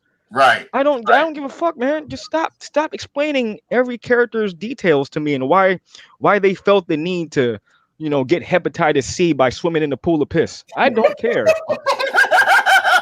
just fucking. I keep referring back to Predator 1 as the best way to introduce the characters as a team. Look, here's Arnold. Here's mercenaries. They're all mercenaries. They have a mission. They go to the mission. Something goes wrong. They fight. The something goes wrong. The something goes wrong kills a bunch of the fucking them. End of the movie. Beautiful. Thumbs up. I don't need. Can you imagine if that shit was made today? They'd explain why Arnold smokes cigars and why does Jesse Ventura refer to himself as the blobbity blue and whoop-de-woo and how come so and so is really secretly. I don't care. That's why I think woke culture ruins, man. They add too much unnecessary shit for you to fucking want to digest. I don't give a fuck about it. They do. I don't give a fuck if you're purple or blue, black or green. Just don't tell me why you are. Just do the dumb movie, you stupid fuck. Exactly. I totally enough of the race swapping shit. I don't need a Puerto Rican Superman and a Chinese Wolverine. Stop it. I don't need female Punisher. You are so right. Like, we don't need any type of other Superman other than the one that we regularly know. Now, here's what tripped me out. I don't read a lot of comics these days, so some of my homeboys tell me what's going on. There was a Chinese Hulk. Who the fuck wanted a Chinese Hulk? What is that? Hulk is one dude. I don't need to. Yeah, no, that sounds like a joke, but there's a Chinese Hulk. Also, Gambit is a black woman now. Fucking shoot me in the head. Gambit from the X-Men. Get out of here. Yes. Did you see that, Danae? Like, all the X-Men are different now. Yeah. Yeah, I saw that, but what's happening? Those books aren't going nowhere. Everything's running like 2 or 3 issues, and then it's getting canceled. Like, what was that? When they tried to do the New Warriors again, that did like a couple of books, and it got canceled. I have never seen a time in comic history where books are getting canceled within a month to 2 month run. Like, I've seen it back in the day, and usually they would like cancel the books because I would say like sometimes the writers would go on to do something else and nobody else wanted to pick up the project or whatever the case may be. But this shit is getting booed off the stage. Of course. Like, you know what I'm saying? Like, I think people are fed up, man. People are fed up. Sarah said, just make it work. I mean, it's all about inclusivity, but now these stories weren't told that way. Origins are important to a story, people tell stories the way they see it, and sometimes they aren't surrounded by a whole bunch of cultural diversity. It just is what it is. And I totally agree. I mean, like, if you're going to do cultural diversity, if you're going to do an original story on somebody, then go ahead and do it. But if you're going to, like, if you want to, include them in the story, yeah, I mean, I agree with that too. But just, like, rewriting just to make other people feel better. Right. That's really? corny. It's silly. Yeah, it's stupid. It's stupid. You don't, and see, you know what happens with me is that I'm one of these people like that constantly see, if you telling me bullshit, I'm going to just start looking at you like, and that's how I feel. Don't pander me, and don't, because it gets to the point to where as though you're insulting me. You understand what I'm saying? Like, oh yeah, and guess what? This character's black like you, Danae. He's black like you. They be like, black like me? Like, just tell me, I don't give a fuck that he black. What can he do? I like my superheroes and villains for what they do, what they represent, what powers they have, how they fight, or whatever the case may be. Like, you know what I'm saying? Then if I, like, perfect example, Metroid, right? I loved Metroid for the simple fact that they did not let you go let you know that Samus Aran was a fucking woman until maybe, like, what was it, the second game? Yo, this is gonna sound sexist, but when I was a little kid, I got super mad about that shit. I was like, yo, that ain't true. That's a man. Ain't no woman saved the world like that. Stop. I got mad. My mom had to lie to me. This actually happened when I was a kid. My mom sat me down at one point because I was having a fit. Because I said something like, none of my heroes are women. I was like hitting the table and shit. My mom sat me down and said, no. Yeah, Samus is a man. It's a man. His name's Sam. She said, no. What they're telling you is that's just make believe. It's a man named Sam. Don't believe that, honey. No, that was Samus Aran, bro. That was Samus Aran. I was mad as fuck as a kid, though. White said about toxic masculinity. We're not going to go into that right now because I think that toxic masculinity is a fucking farce. It's made up. It's a made up term. It's bullshit. You mean toxic masculinity is basically any man that represents anything or does anything that's masculine. Plain and simple. That's it. You can who was that? I told you, and I speak about this story all the time, which is the reason why, this was the, how can I say, was pretty much like the turning point for me of going on Twitter. The guy went on there, and I think I told this story, when was it? A couple of shows ago. The guy went on there, and he was into fitness and everything like that. He was like, this is what gets you when you work out and do this and do that, and this is that and the other. And next thing you know, they start jumping on him. You know what I'm saying? It went from them like, okay, you look great, like then to where like they was like, oh, you're representing the masculinity, toxic masculinity. I was like, because I just told him, I said, bro, you look great. And all he did was give fucking advice. No, he just put up a simple picture that he worked out today. He had a great workout. Everything went great. He was happy with the way his workout turned out. And this is what happens when you work out. And they just went bananas on this motherfucker. He was like, and he just shut down his account. He said, all I said was like, I worked out today. That's it. And they went bananas. They said he was pushing the patriarchy, toxic masculinity, body shaming, and so he said, He said, I didn't say anybody, and they went nuts. Now, have you noticed that though, man? All these social justice types are against physical fitness and being in good shape. Yes. They just want to all be flabby, ugly ass motherfuckers being flabby, ugly motherfuckers with their flabby, ugly ass friends. Oh, my bad. It's called body positivity now. Yeah, body positivity. That's a bunch of horse shit. You essentially look at it, and don't get me wrong, like, I mean, I struggle with weight issues myself, but at the same token, I do something. I would never say like when I'm close to like 400 pounds or 500 pounds, oh, I'm healthy. No, that's right there. I need to work on that. You understand? I need to get myself in shape or whatever the case may be. Yeah. But this new society, what's bad is good and what's good is bad. It's like we're thrust into a bizarro world. It's like, you know what I'm saying? Kenyatta White says, knowing the way Predator is, you would have these pansies whining about toxic masculinity, bunch of freaking morons. I agree. Yeah, that's what I was reading. Predator was diverse if you think about the cast without having to explain shit. Exactly. They didn't tell you anything. They was just there. They were just a group of bad motherfuckers doing a bad motherfucking mission. Right. And you had, whether you know it or not, on the planet, the mother predators would teach the kids, and some of them wouldn't live. Yeah, the females are bigger in predator Yeah, the size, too. females are bigger. They're bigger, and they would keep them on the planet and shit like that. And the smaller ones would sometimes get sent with groups, like the smaller female ones would get sent with groups to go hunt. And it says right here, Sarah Thomas says, okay, so Gambit is a black woman. So what does that tell you? Thomas Christopher Stanton says, Amadeus Cho, aka the Amazing Hulk. Yeah. Sarah Thomas says, these stories fail because they just don't seem plausible and people aren't stupid. Stereotypes make them way too partial to be enjoyable. I agree. And then it gets to the point, to me, I guess, because some things, when you pander me too much, I start looking at it as though you're insulting me. You're insulting my intelligence. Don't do that. I don't need no. Hey, Sarah pulling out these $10 words. You know, though, if you look at any of the woke art from Marvel, they're not really. They are pandering, but you know they're clowning. They are pushing stereotypes. But yeah, they're extreme stereotypes. What I was gonna say, exactly. Yeah. Like that gay Captain America. Have you seen this motherfucker? He has a choker around his neck. He's wearing like little boy booty shorts. He looks like your stereotypical sissy. It's like, damn, they can't give you a gay dude with a shield and just say that's Captain America. They have to give you this twink-looking dude with the bow tie and shit around his neck, booty shorts, suspenders and shit. And that's your fucking Captain America representation. They're stereotypes, all of them are. And I think there's like a fat Puerto Rican broad as one of them. Literally a fat Puerto Rican broad. That's what's the superpower? Being too damn loud in public? What the fuck? It's terrible.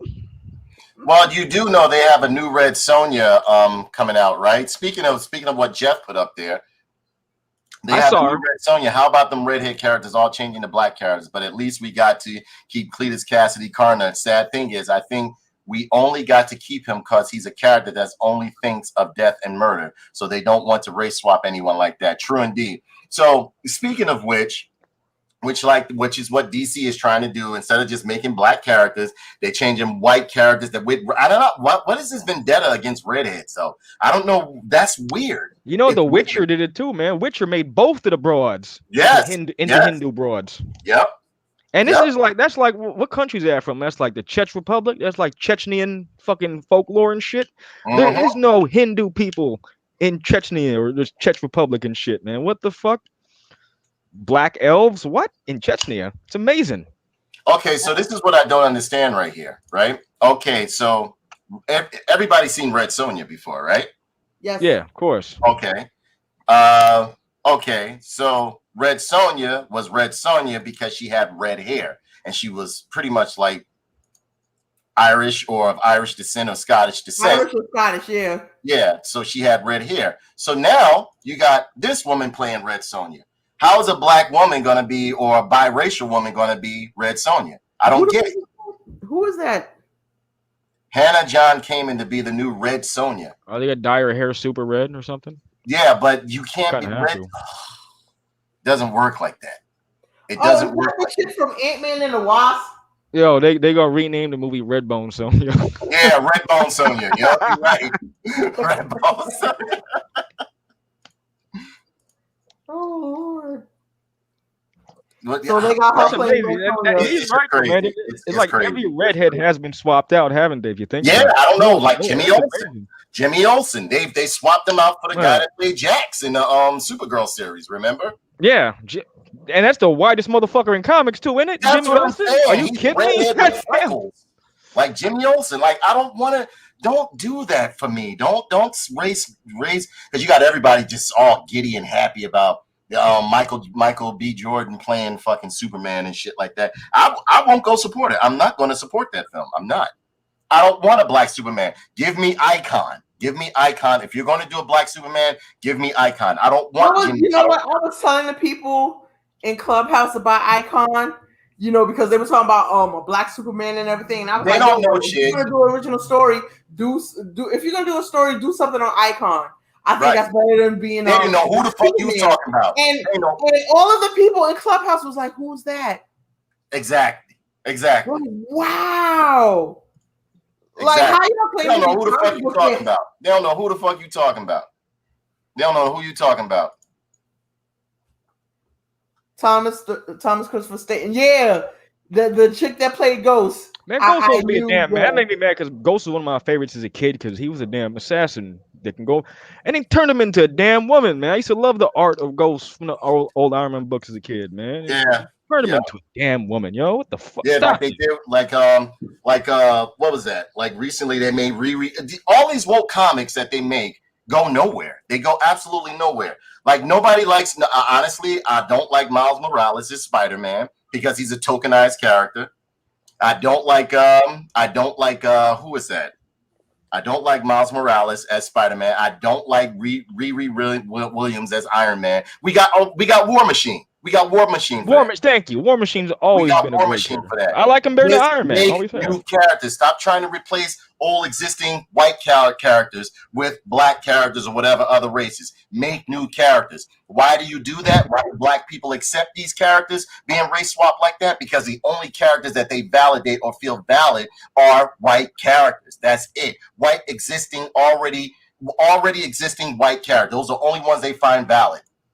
That's it. That's the reason why Hollywood is able to race swap these characters, and basically more so basically black people be up there like, oh man, we got my Superman is black, my Batman is black, my Iron Man is a black girl. No, you didn't get a win. They gave you sloppy seconds, you dummy.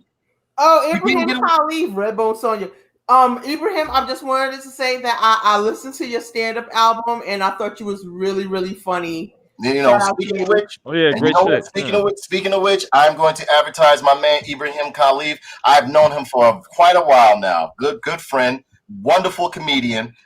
He doesn't really deal in too much woke culture. He's very, how can I say?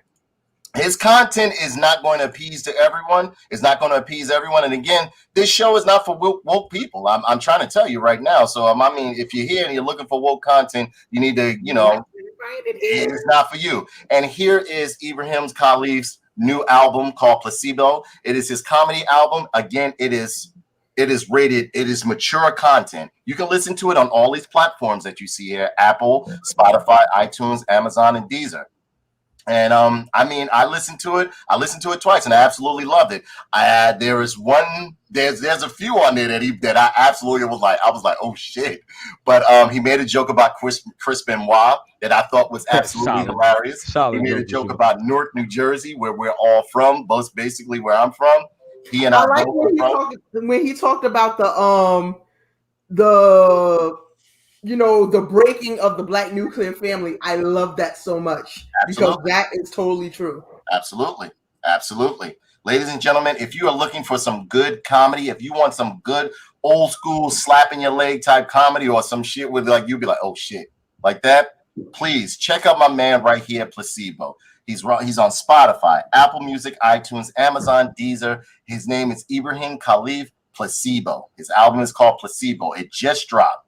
It's been out for about 2 or 3 days now. I had to listen to it before I pushed it. But yeah, you're definitely going to get some good laughs if you're looking for a prude. If you're a prude or you're looking for clean, corny, woke comedy, you're not going to get that there. You're going to get hardcore. I'm sorry, I didn't mean to cut you off. Like, I'm very interested in finding out what comedy spot he was at when that was recording. Ibrahim, if I send you a link, you want to come on the show, or do you want to type in and tell them where you were at where you did that spot at? Because I was supposed to go check out 2 of his shows, but I was kind of busy with a lot of things going on because I take care of my mom and everything like that. But yeah, he does a lot of shows, and some of them I think were in the city too, if I'm not mistaken. Yeah, there's a lot of comedy spots in the city, so I'm curious to know where he recorded Placebo at. But yeah, ladies and gentlemen, I want to show you this one more time so that you can see it. And again, I mean, I found it funny. I hadn't heard some good comedy like that in quite a while. It's like a taboo topic now to talk freely, speak freely, especially when it comes to issues within the black community. But he comes at them with very dark humor and a morbid twist. But I absolutely love it. Absolutely love it. And again, ladies and gentlemen, it is called Placebo. It is done by comedian Ibrahim Khalif. He is absolutely amazing. I would play some of it, but I want you guys to go to Spotify, Apple Music, iTunes, Amazon, or whatever. I purchased the album because I love to support my friends and associates that do good stuff. But I mean, if you want to listen to it, support the brother by going to Spotify, Apple Music, iTunes, Amazon, or Deezer. So, I mean, we are going to check out Jupiter's Legacy, but if he comes through, we're definitely going to put it up here as to where his last few locations were where he did the show at. And we have we got one more comment over here before I go into Jupiter's Legacy. Kenyatta White says, what the fuck is up with Red Sonja? What Hollywood couldn't find a redheaded white actress to play her? And I'd rather Hollywood do a movie about Icon than a black super. Exactly. Thank you. Finally, somebody knows Icon. They already have great black characters, but the idiots don't want to use them. Exactly. There's a ton, there's a ton of black superheroes within the Marvel and DC universe that they won't use. I don't know why. Why they can't do a movie on Bishop? They put him out there. Exactly. If you want to do, since you're doing standalone stories and stuff like that, do Bishop. His story is very complex and very dark. Yeah. And I mean, in a way, you can kind of take it into a racial issue where it's all the humans and mutants and all that other stuff. If you wanted to. I'm also very interested to see something on Dr. Voodoo. Yeah. There you go. That's my boy right there. And again, a lot of people don't even know he was Doctor Strange for a minute. He was the doctor for a minute. But, everybody knows, but they don't know everything. So, you know how it goes. But yeah, ladies and gentlemen, okay, so we got a comment over here. He says, Ibrahim says I was all over New York City, mostly in black rooms. So what you can start doing, Ibrahim, is giving me your links and making some links or whatever the case may be. And I'll post it up on the Tough Nerd Toys page. Because we don't just do toys and action figures, we do everything. We're into music, comedy, we're into it all. And he also has right here. He says they were recorded in different parts of the city. That joke in particular was recorded at the creek, at the cave. Oh shit! Legion of Skanks records there. That's what's up. Yep. Yeah, one of my favorite podcasts. During a week-long residency, most of it was recorded in Flatbush Brook. Wow. Okay. Old stomping grounds. He was in our old stomping grounds, Mika. Yeah. He was. Wow. I wish I've known. I would have checked him out. All right. So, ladies and gentlemen, please be sure to check out my man Ibrahim Khalif. He has some great comedy, man. Great comedy. And again, if you got a weak stomach, he not for you. He is not for you. But the man will have you laughing. He will have you laughing. I mean, it's a lot of them. One of them situations where you be because I was listening to him, then I just went I was like, oh shit. You know what I'm saying? Oh shit, he really said that shit, yo. But I like that. Now, next up, we got a few more comments right here. Kenyatta White says, I'd love to see a Bishop comic book movie, and Brother Voodoo would make a great movie. Absolutely. All these black characters out here with corresponding villains and all that other stuff that they could go with. Again, and I know you guys get tired of me mentioning them. I love Deathlock. Luther Manning is my favorite Deathlock. Great character. Yes, I love Deathlock. Yes, and I did see that, Thomas Christopher. I did see that too, and I hope and you know what? He would make a great Bishop. He would. I think he would. Even though Bishop is an Aborigine, you know what I'm saying? He would still make a good Bishop. He's an Aborigine? Yes. Damn, I don't know. You didn't know that? No. Yeah, Bishop is an Aborigine. I thought it was some dude from Detroit with a Jerry curl. No, he's an Aborigine, bro. Man, y'all on a roll tonight. You didn't know that? No. Like I said, I thought he was from Detroit with a Jerry curl. That's dude, Bishop is Aborigine. Damn, good for him, man. Crocodile Dundee. Oh, okay. So we got one slated right here. Abraham Kennelly says, I'm headlining at Broadway Comedy Club in NYC on the 30th of this month, 8 p.m. I'm currently touring the Red Rum Tour. Thank you guys for the feedback and support. Always, Ibrahim. Always. No, Ibrahim, no. Bishop is not just black. He's an Aborigine. Well, God bless shit. Yeah, and I try to tell people I'm not new to this shit. I'll be doing this, man. I know my comic book characters. So when motherfuckers be coming up talking like, oh, I was like, bro, don't start. Don't start. And again, that's the reason why when I do my action figure reviews, I tell people to go to Marvel.com now, because when I start explaining to them who these characters are, what they are, they'd be like, no, it wasn't like that in the movie. I was like, bro, we're not going on the movie. We're going on the origin of the character. We going on the 616 universe. And again, sometimes they'll bring up, so, well, this character currently, and then they'll be right in certain aspects, but me, myself, I said, I'm going on the core origins of this, the origins of this character, not what they just recently put out there to go with the current culture that's going on right now. I go on with the core elements or the core of what this character originally was. So, I mean, a lot of people are like, that's why I tell them, before I used to give like a big background or a bio on the action figure, especially if it was a Marvel character, on how the origins of this character came about. Now it's at the point to where I just be like, look, go to Marvel.com. You do it. Because I don't want to have originating though. Yeah, because I mean, you'd be surprised at how many debates I go through in my messenger. And I was like, bro, I said, how many issues? That's like the people with the Monica Rambeau debate. Yeah, like I was the one coming out telling people, I said, that's not your first fucking Captain Marvel. That's not your first. Yes, it was. I was like, Carol Danvers is not your first Captain Marvel. I said, I tell you what. Who was Carol Danvers before she was Captain Marvel? It was like, she's always been Captain Marvel. No, she hasn't. She was Ms. Marvel at first. Yeah, and then before that, she was just pretty much a character running around doing investigative work and all that other shit.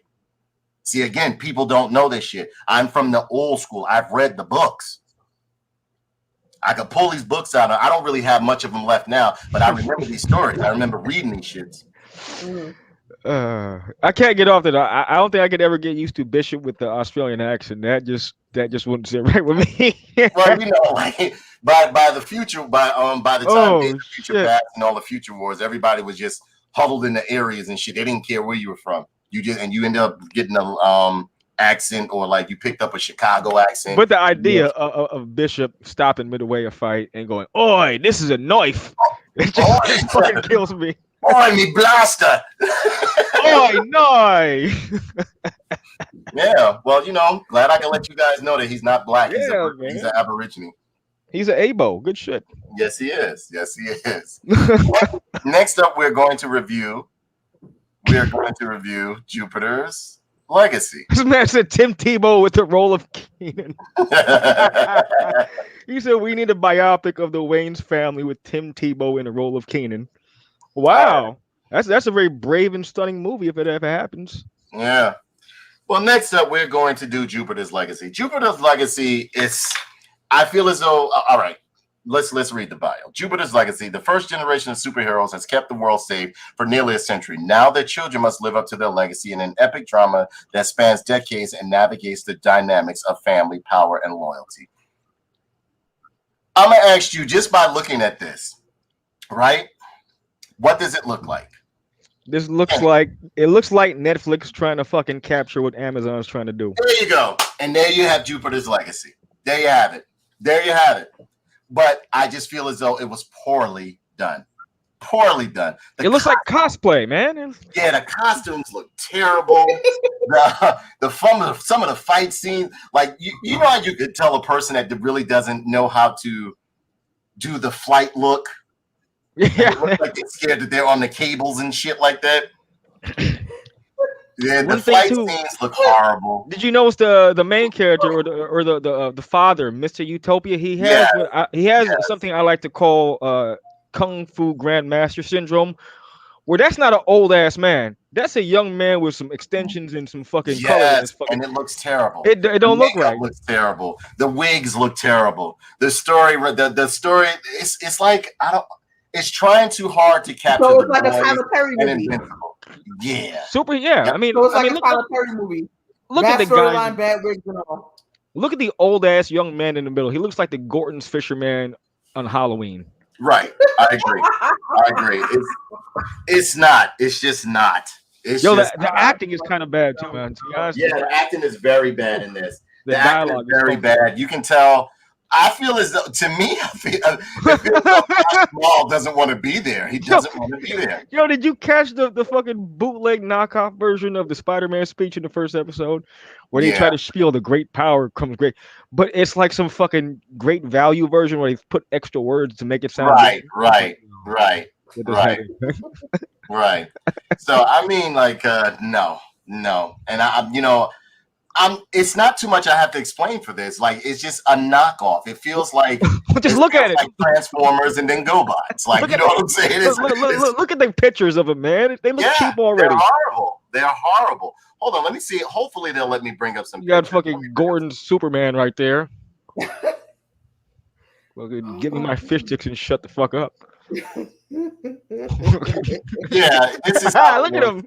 Look at that, and she got like this looks like a Power Rangers episode. No, man, it's that shit. You remember back in the day, you used to see this shit called Bible Man. This looks like Bible Man. Yeah, absolutely. It does.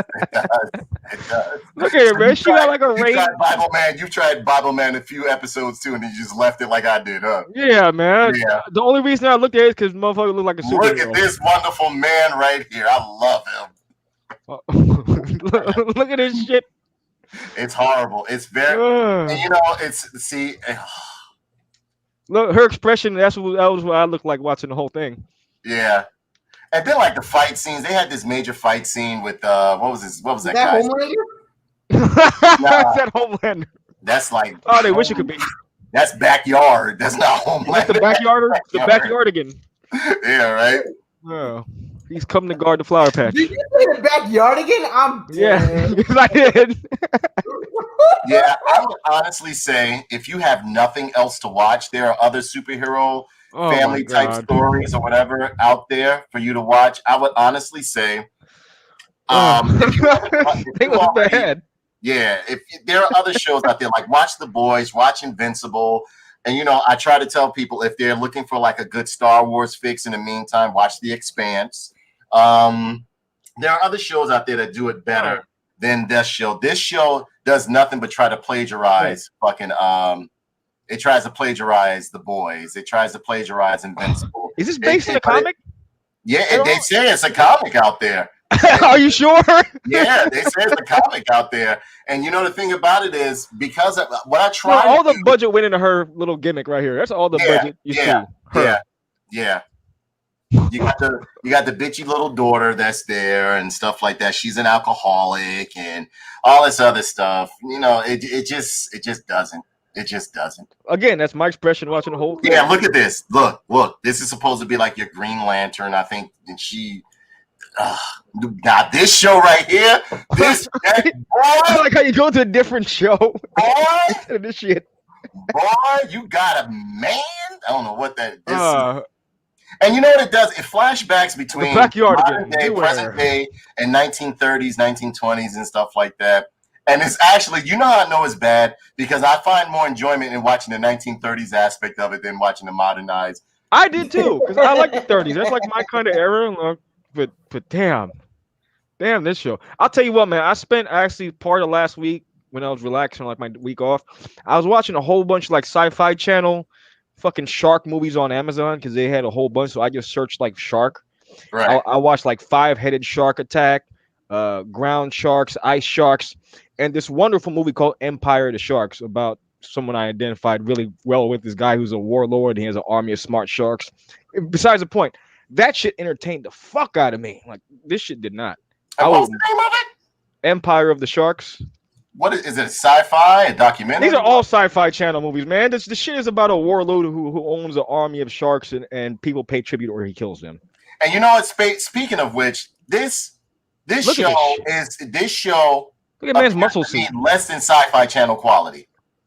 I think this was really a stripped down budget that they put in the film. They all got like great value versions of like fucking a show that nobody seen else wanted to take, so Netflix picked it up. Right. This right here, actually, I think could be a career ender. This shit. Yeah, it's bad. It's bad. I would actually ask them to kill me off. Like, don't let me last through the second season. I don't want no attachment. I mean, look how amount of money just to get killed off. And, and I'm good. Look how they look, man. Just listen. Yeah, this was a fight scene that was absolutely horrendous, and it was just so green screen and floaty and just you can tell you can tell which parts were like done in the studio and which parts were all green screen or CGI. It looked terrible. Look at it. It looked terrible. Looked like It looks like a 6-year-old with their dad's sneakers on and a It looks sheet. like he's just planking, and they fucking took a picture of it while he's laying on the floor. Yeah. Look at her. It looks like she's doing that push-up. Y'all are the It was very bad. That girl, man, she looks like she's doing that push-up you do with the one wheel. You know, you have the wheel. Right. She's doing that shit. Yeah, Oh my God, don't this waste movie. your time on this. Fucking, you have Ricardo Unless you have Montalban over there. absolutely nothing to watch. Don't waste your time on this. I would say, Nerd pins. I'm curious about your nerd pins. oh man, Look at this shit. It's so bad looking. This is like watching Power Rangers just with a better budget. Like, you know what I'm saying? And that one villain was like the knockoff Dark Side guy, the fucking what's his name? Yep. Black Star? Jesus Christ. Battlestar or Black Star. Yeah, Black Star. And I was like, wait a minute, how the fuck you gonna have Black Star and that's a real character? I was like, get the fuck out of here. I actually like Filmation Black Star. Fuck off. Fuck off. This shit was fucking god awful.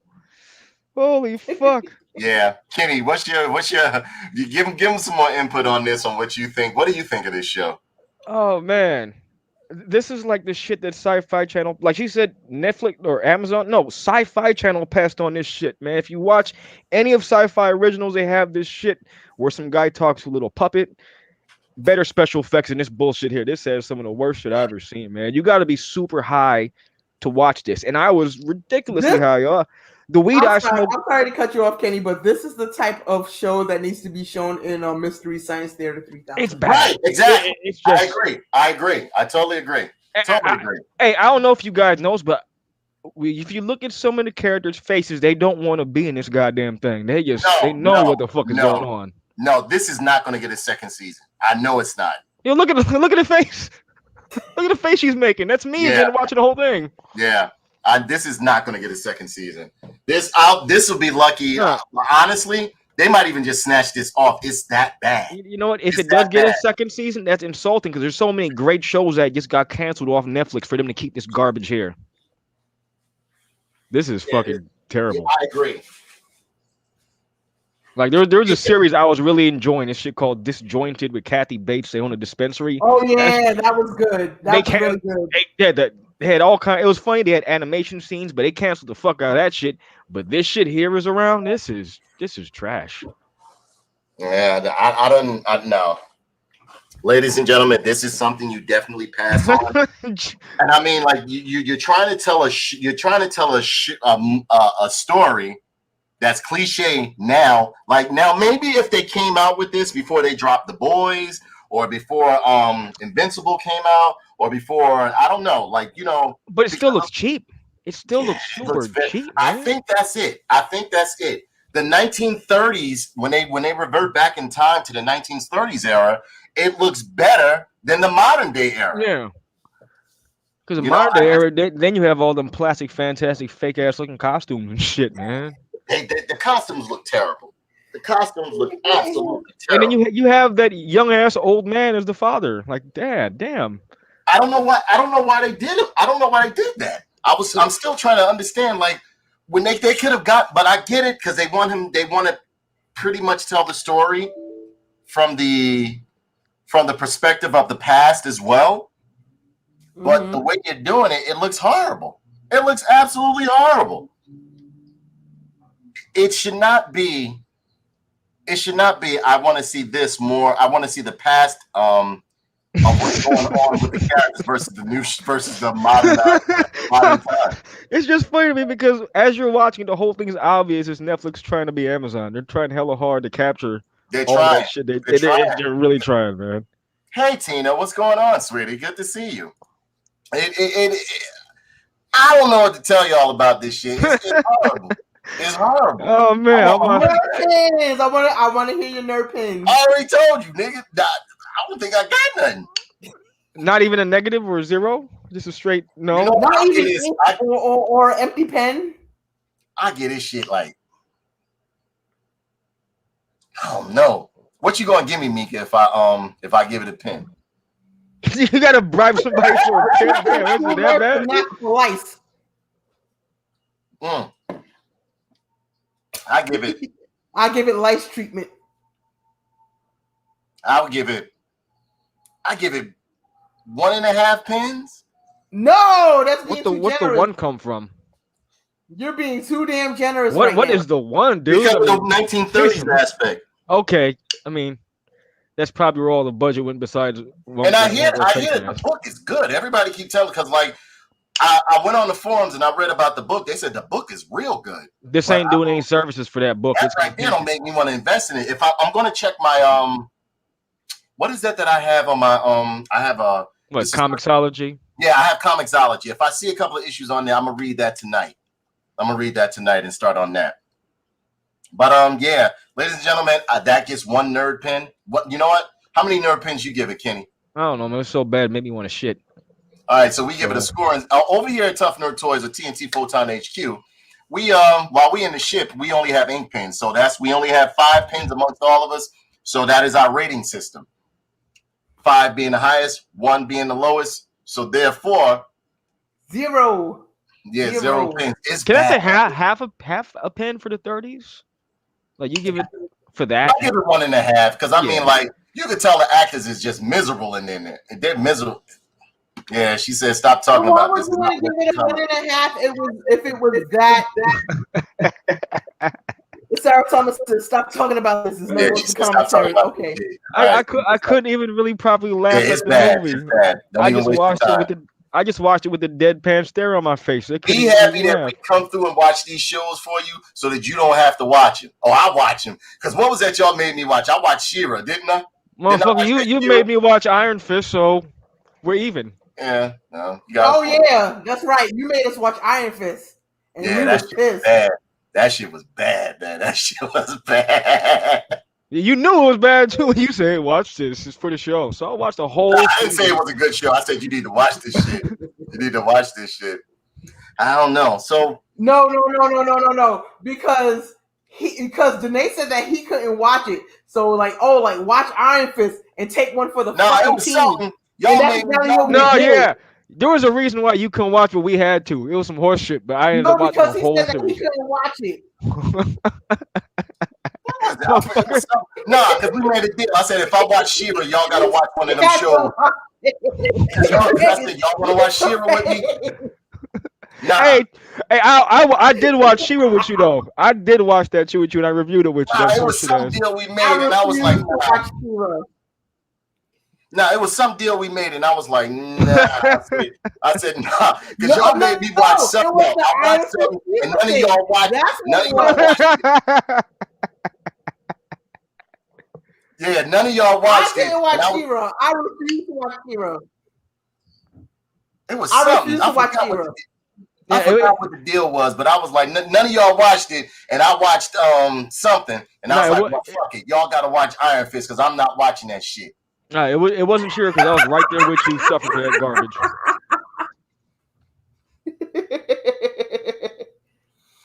Yeah, so I mean, like, I took the bullet. I'm always taking the bullet for y'all because I'll be like, yo, did y'all watch it? Y'all be like, no. I'm like, no.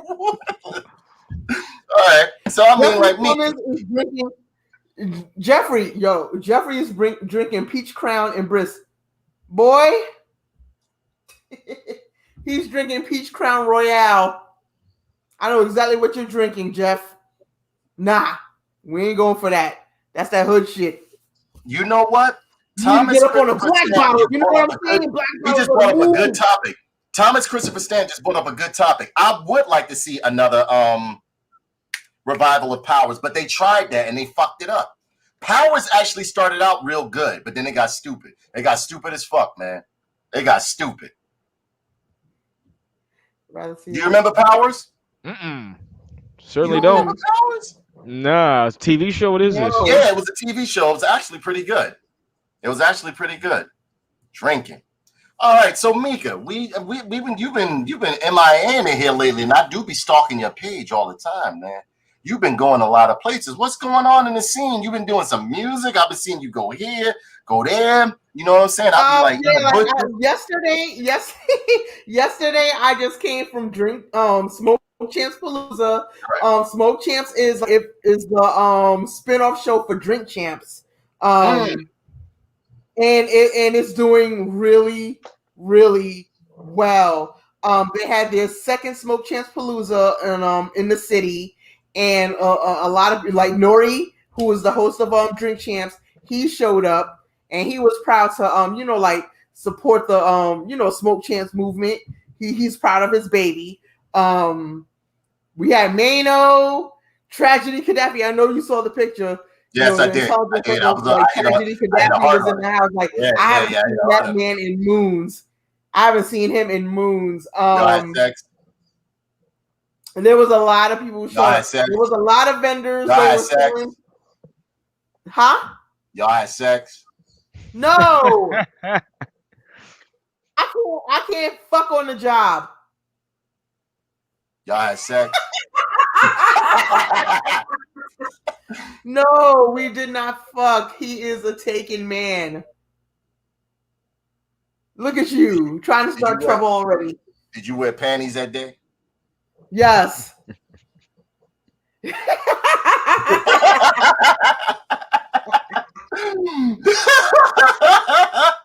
Ladies and gentlemen, we love to have fun on this show. I had my hands on like this, I don't know what the fuck it was, like this weed pudding and or ice cream and shit, and I don't remember the majority of what happened, but everybody had a good time, and that's all I know. You got molested? No, I didn't get molested. Why you ain't get molested? You ain't get molested. Do you remember? No, I don't remember. He said, "Why you ain't get molested?" I tell you right now, if something did happen, hell of a my question. pussy would be sore right about now. Why would your pussy be sore right now? Because it would be bomb. It would be actual fucking, not no having sex or anything. That would be fucking. Yes. So you mean you're a heavy grinder? Yes, I'm a heavy grinder. Yes. Shit, man, I ain't coming nowhere near y'all asses. I know how you heavy grinders get down, man. I know what y'all do. I do have one piece of vinyl for you though. Oh, let's go. Hey, Sarah Thomas wants to join. I'm gonna send you a link, Sarah Thomas. Come on in. Oh no, not share screen. No, I want you to see that. Messenger. Let's see. But go ahead, go start showing that vinyl, baby. Tribe Called Quest, the last album. Oh, nice. They like, my job was about to throw this out. I had to get this. I love how you just be snagging up shit from your job, man. That should be the truth. You ever see any action figures they throwing out? Shit, give it to me. No, like the action figures you probably might not want because they are of no interest. But if I do find a Deathlock, I will. I already got Deathlock. You'd be surprised at what I'm interested in. If you happen to see something, just take a picture and be like, Danae, what's up? No, just take a picture and be like, Danae, what's up? What's good? I'll be like, yeah, boof that shit. What shit? Well, if they what's the name? You drunk as fuck. I can hear it coming through. You drunk as fuck. I'm not drunk. If I was drunk, I would be almost there. You almost there. You almost there. We're about to have two drunk women on here, Kenny. I'm not drunk. I'm just hot. Yeah, you drunk. That means you drunk. You drunk. Oh my gosh. Okay.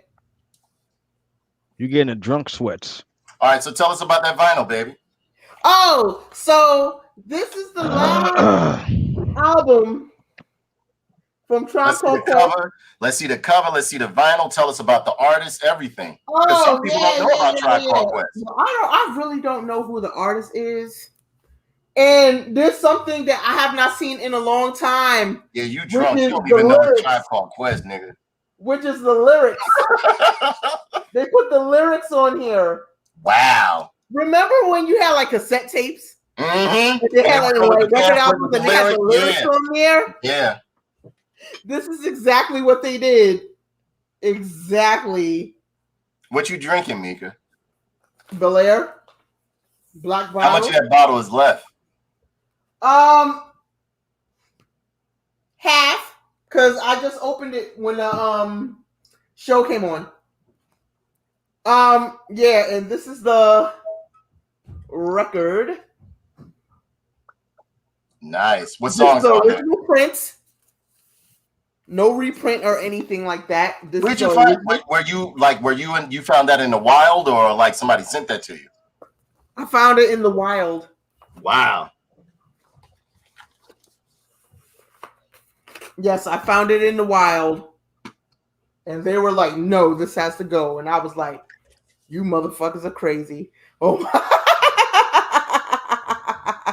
Ooh, Kenny, look at this motherfucker. Oh shit! Major Blunt is a dangerous foe, trained by Destro. Where's Sarah at?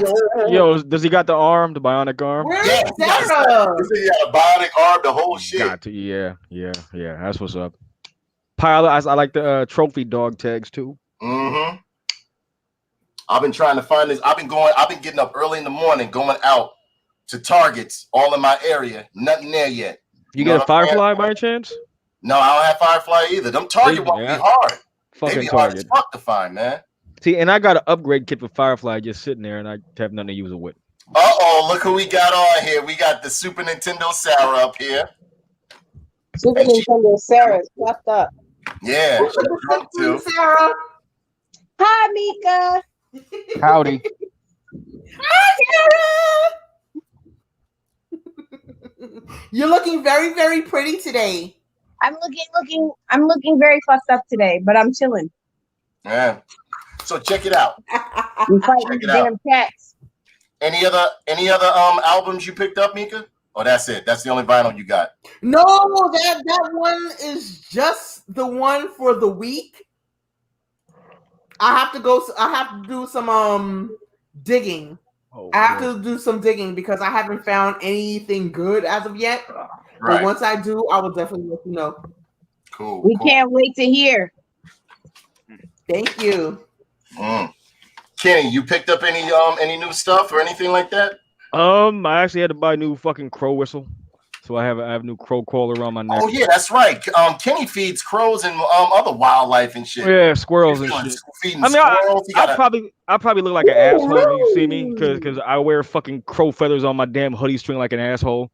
Because the crows left me a fucking a feather, and I read some goofy shit about crows leaving you feathers and just some shit to that, so I wear it on my hoodie now. No, But seriously, yeah, That's important. you know if you piss off one of them crows real bad, they will down their lineage. They won't like Oh you. yeah. They hold grudges forever. They're super will smart. hold a grudge towards you too. I'm saying once you start with the crows, you must continue. Oh, it's nesting No. season. If you piss them off, like if you do something bad to a crow, the other ones within the flock or the murder, they will test you from there on. Even if they have other offspring, the offspring will detest you. You didn't know that about crows? No, they recognize faces, all that shit. They know who do them wrong and who do They're good. a very intelligent bird. Absolutely. Intelligent bird. I get up around 6 in the morning. I feed them, and they all come. They know me because I right when my door opens, they start flying towards the power lines. I get about 20 at a time. That's the usual size of my murder. Right. Throw the peanuts out. They just go at it. They've gotten to the point where usually when you start feeding them motherfuckers, they don't eat in front of you. Now when I just throw them down, they just go right to my feet and just eat right there.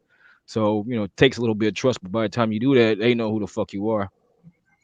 Well, crows are much, much, much more important to the nature of society than fucking winged rats like pigeons. Fuck. I wish that would come the through. pigeons be shitting all over Sarah's car and everything. They be fucking her car up, man. They be tearing her car up, man. Fuck them fucking winged ass rats. I don't like ass birds. I don't like them, and I don't like seagulls because they keep trying to eat the food I put out for my crows. I got all my cats just got fucking rabies shots. They lucky I don't sick them bitches on them. Everyone but Bulba because he's useless. Well, did you know? While I was seagulls and pigeons flying rats in New York. Fuck seagulls. I really hate them goddamn birds. I hate them. Seagulls are rude, nasty. Oh my gosh. They will take food out your hand. Like you can be walking, they'll come down, snatch that shit right out your hand. they'll eat it out your mouth, everything. Like you go to bite something, they'll come right down and take that shit. Yo, one of my best moments, man, I beamed a damn seagull directly in the head with a peanut. I hit him right in the fucking head because he was trying to eat the peanuts out for my crows, and I tried to chase him away. This motherfucker won't move. So I took like a peanut and I just really lobbed at him and it hit him dead in the fucking stupid white beaky head. And then he flew off feeling stupid. He didn't want to come back to me. I said, hey, here's your fucking peanut. Eat it, motherfucker. And it hit him right in the damn face. He didn't have time to react because it flew directly at him. And he did that little shaky shit with his head where you fucking don't know what's going on. He just flew the fuck off, then come back. You know you can kill a seagull with a pistachio shell, right? Good. I'm just saying, I'm just putting it out there. You can kill a seagull with a pistachio shell because they can't digest them and they'll choke on them. Get rid of those fuckers. Oh, that's good because crows love pistachios. I leave pistachio shells all over the place. Get rid of these motherfuckers. We don't. I'm gonna start doing that because that gives me two purposes. Because crows like pistachios, and then it will also get rid of those damn seagulls. Yeah, give the crows the actual nuts and get rid of them fucking shells. Just let them motherfuckers fly away with. If you don't get off my foot, I swear for God, you're going out the window. Get out. All right. Well, you know what I found out, Mika? They're starting to sell a lot of vinyl now. Because I went to Target, right? Here lately, you can catch me at Target. You know what I'm saying? And what I've been seeing is that, because I was going to pick up the Lionel Richie album. They had a Lionel Richie 12-inch up there. You should have. Huh? You should have. No, I'm going to pick it up. I had them put one on, I reserved it I was going to grab it that day, but I wanted to run to the other Target real quick. But while I was there, not only did I see some good vinyl, I picked up some good books too. Got the Frank Hubert's Dune, the graphic novel, book 1. Because I'm a very big fan of Dune. Oh, thank God it's a comic. Because wow, really? Mm-hmm. Oh, you got the graphic novel. And what Pida didn't tell you is that we have someone close, very close, very close. You remember that part in Dune? Oh man, that is so fucking fantastic. Baron Vladimir Harkonnen is my all-time favorite villain. He was like, no, I won't tell you. Oh, we'll attack. He says, I won't tell you. Remember when he was do you remember Dune, Kenny? Anybody in here remember the I remember Dune. I do. David Lynch's Dune? Do you remember when he was in there when Fade was when Sting, who played Fade, was in there showering, and then Vladimir was just swinging around his shower and laughing and shit. And then when he came out, he said, he was like, Fade, my pretty, my lovely Fade. He said, and when we've crushed it. That was so weird. Look. He's like, I'll sing you, Fade. He said, can I just say this? Look. Then he went like this. He said, he looked at her, right? And Sting was looking at him like, he went like this. He said, where's my doctor? Like he got excited over his nephew being naked and shit. Can I just say this, though? And I know that was such a weird moment. I loved it. But just he raped and killed that other dude, too. He what was that? Remember when he was in there telling him about the spice, and he got excited when he had Fade and his brother in there, and he's like, what did he say? He said, what Pida didn't tell you is that we have a traitor, someone close, very close. Then he said, well, he was like, well, sir, who's the traitor? He said, I won't tell you. Or we'll attack. And then he was like, your wounds, because he was treating all his herpy wounds on his face and shit. He was like, your wounds, so beautiful. They make love to me. And you saw Baron Harkonnen look at him like, like he had like the Omega herpes. That was boils. He had the boils.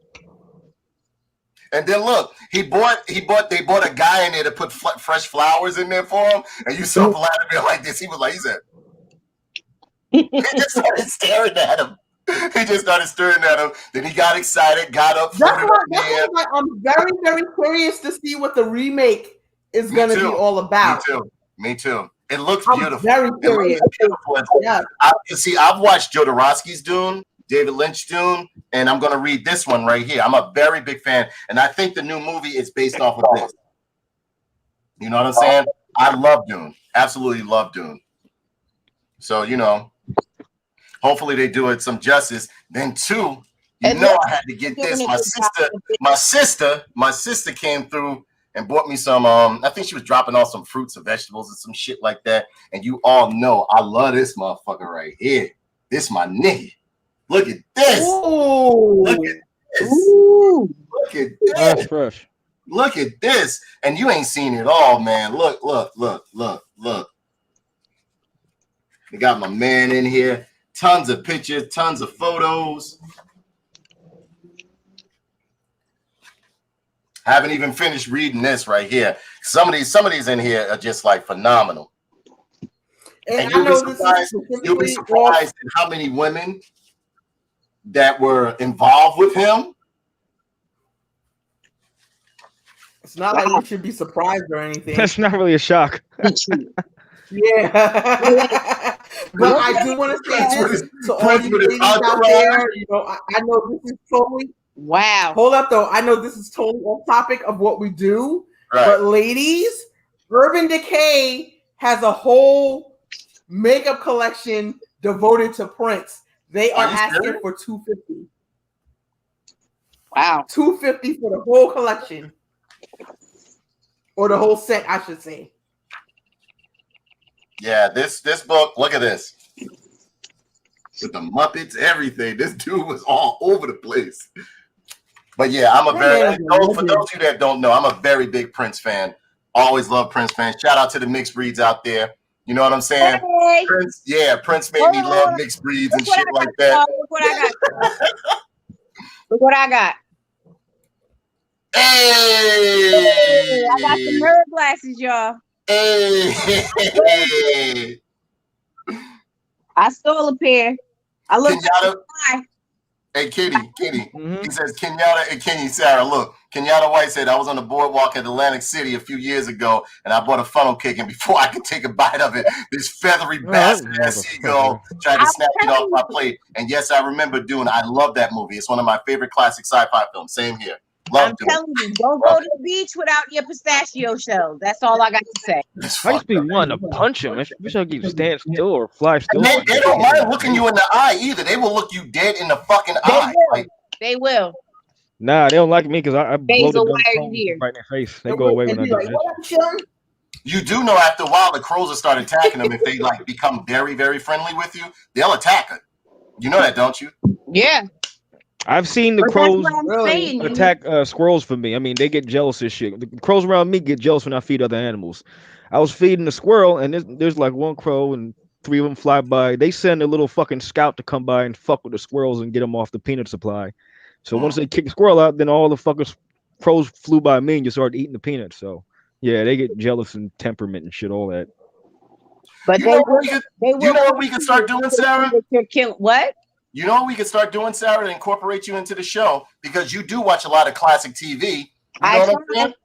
Yeah, why don't you start talking about some of the classic shows you watch? As of recent, what have you been watching? Well, lately I was watching a little bit of Living Single. Talk amongst yourselves. I'm gonna go get me another book. I want to show you guys. Well, Basil wants how you feel about the show. I'm trying to get rid of about the Friends reunion that's about to happen. Which reunion? The Friends reunion? The Friends reunion, yeah. I mean, okay, so this is the thing. I was a huge fan of Friends when it was on. It was a good show for what it was. It told a story about those people in their scenario.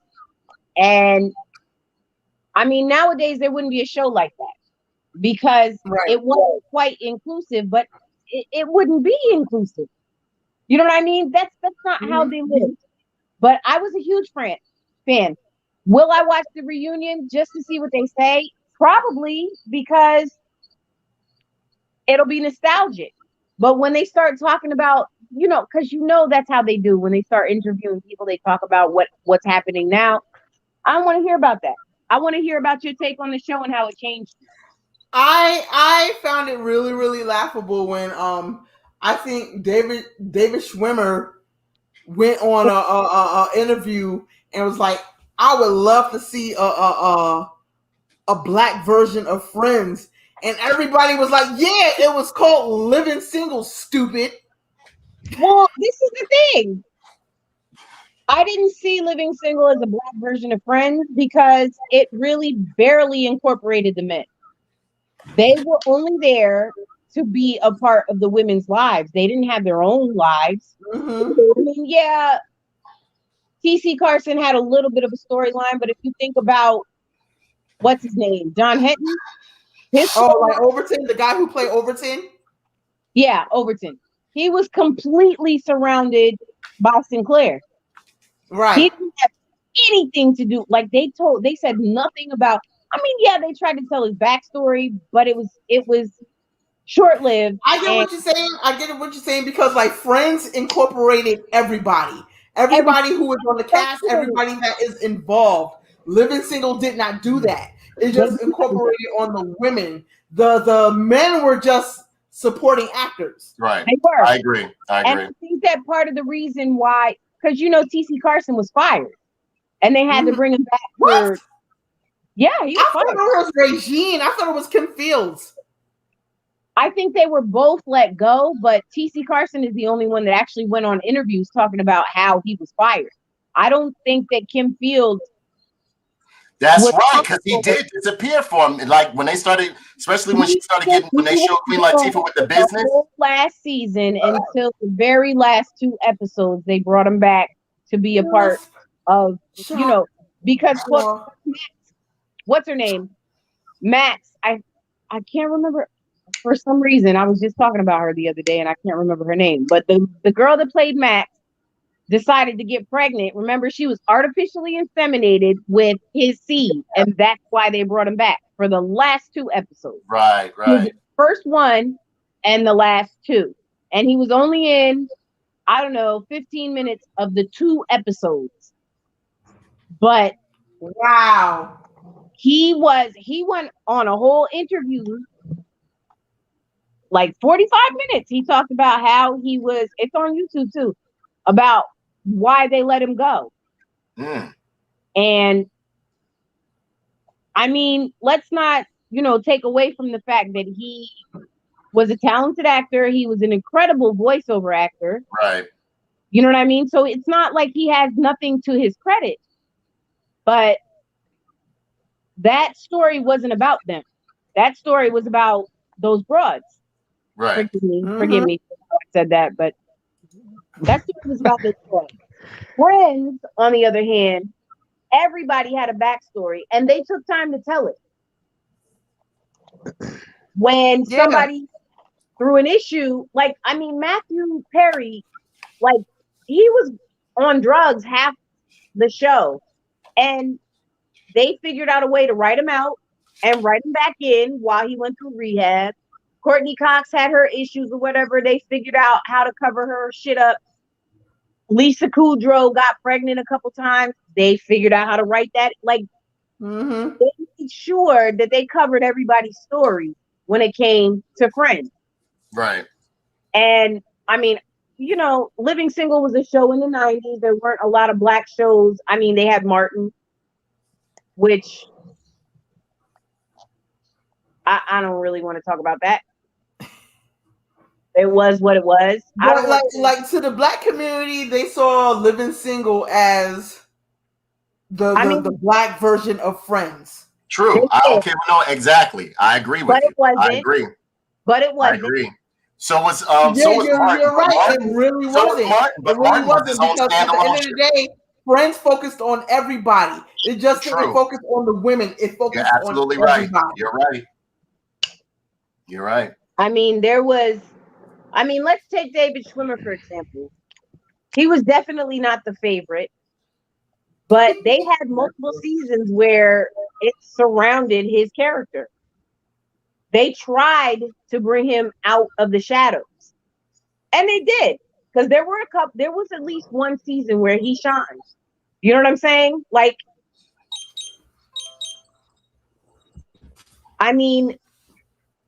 I liked Friends. I just thought it was funny because it was funny. I didn't look at them as a whole bunch of white people on a show. I thought it was funny because the stories they told for Friends were plausible for their lives. For Living Single, they didn't make a story that made it seem like, I mean, yeah, Khadijah had some issues or whatever with trying to keep her. Yeah, but at the same token, it was like Living Single didn't last that long either. Friends lasted longer than Living Single. Living Single didn't last long because it didn't have, like, you wanted Black people to jump on that bandwagon. And it was not feasible for Black people to relate to those bitches. I mean, right. It wasn't. Because a lot of Black women, especially at that time, did not understand what they were doing. You know what I mean? Sinclair's story was feasible because she was a chick that came from the Midwest or whatever the case may be, and her cousin had to help her live in the city, and she got a man and she was okay. All right, that was sort of feasible. Max's story, not feasible at all. Like, at all. You're a Black woman that is supposedly doing well. You finally get to a point where you're established, and now all of a sudden you want to go get artificially inseminated. Like, Black chicks weren't doing that shit. Not in the 90s. They weren't. I'm sorry, they weren't. They might have had. Kenny, did you watch Living Single and Friends? Friends, I really didn't like Friends because I thought the cast was just unlikable as a group of characters. I was a Seinfeld dude. I liked Seinfeld because it felt like they all make fun of each other. They're all kind of scummy like me. You know, if I was thought, hey, Seinfeld, the cast there, they're like my friends. We all pick on each other. Well, Seinfeld was a different situation. We're talking about like Friends versus Living Single. Yeah, but you know, Seinfeld was a totally different situation, and it worked out well for them. I thought just Friends worked out well because it was basically a show about nothing. Well, because of the ensemble. Seinfeld worked out well because they had an incredible writer. And actually, Seinfeld wasn't his supporting cast is what made the show. Oh, they're there. Seinfeld was horrible. Yeah. It was the supporting cast that made the show because they were like Kenny said, they were all scumbags. I mean, in their own particular way. That's what makes you like it. I mean, the last episode ended with them pretty much laughing at some dude getting stabbed, and they get locked up for laughing at the motherfucker. Exactly. You know? And again, that was what I've said. That's something that would happen to me because I'd laugh at someone getting stabbed. And you can't talk about Seinfeld without my all-time favorite, which I watch to this day, is Curb Your Enthusiasm. I love that show. Fucking hilarious, especially the dynamic between. I watched a few episodes of Curb Your Enthusiasm, and I thought it was really funny. I like the Halloween episode though. Yeah, the Halloween episode. Yeah, like these grown-ass girls talking about we want some fucking candy. Yeah. But you know what? As far as friends, I did like Friends. There were some episodes in it that were fucking hilarious to me. Like Smelly Cat was funny. Smelly cat. What are they feeding you? I like what she said. It's not your fault. It was just ridiculous, and it was funny because it was ridiculous. You're like, really, like that episode with David Schwimmer where he was on that date and he was putting baby powder in his yeah. That was fucking funny because who does that shit? Like, it was hilarious for no reason. They weren't trying to, like, it didn't seem like they were trying too hard to make it funny. It just seemed like they were doing stupid shit, and it made it funny. And it also was, it just said that other people do stupid shit too, besides, I mean, I hate to say it, but like, take Martin, for example. Martin was funny because it was stupid. Right. It was absolutely. But you know what? A lot of times I didn't find Martin funny. Yeah. I didn't find Martin funny.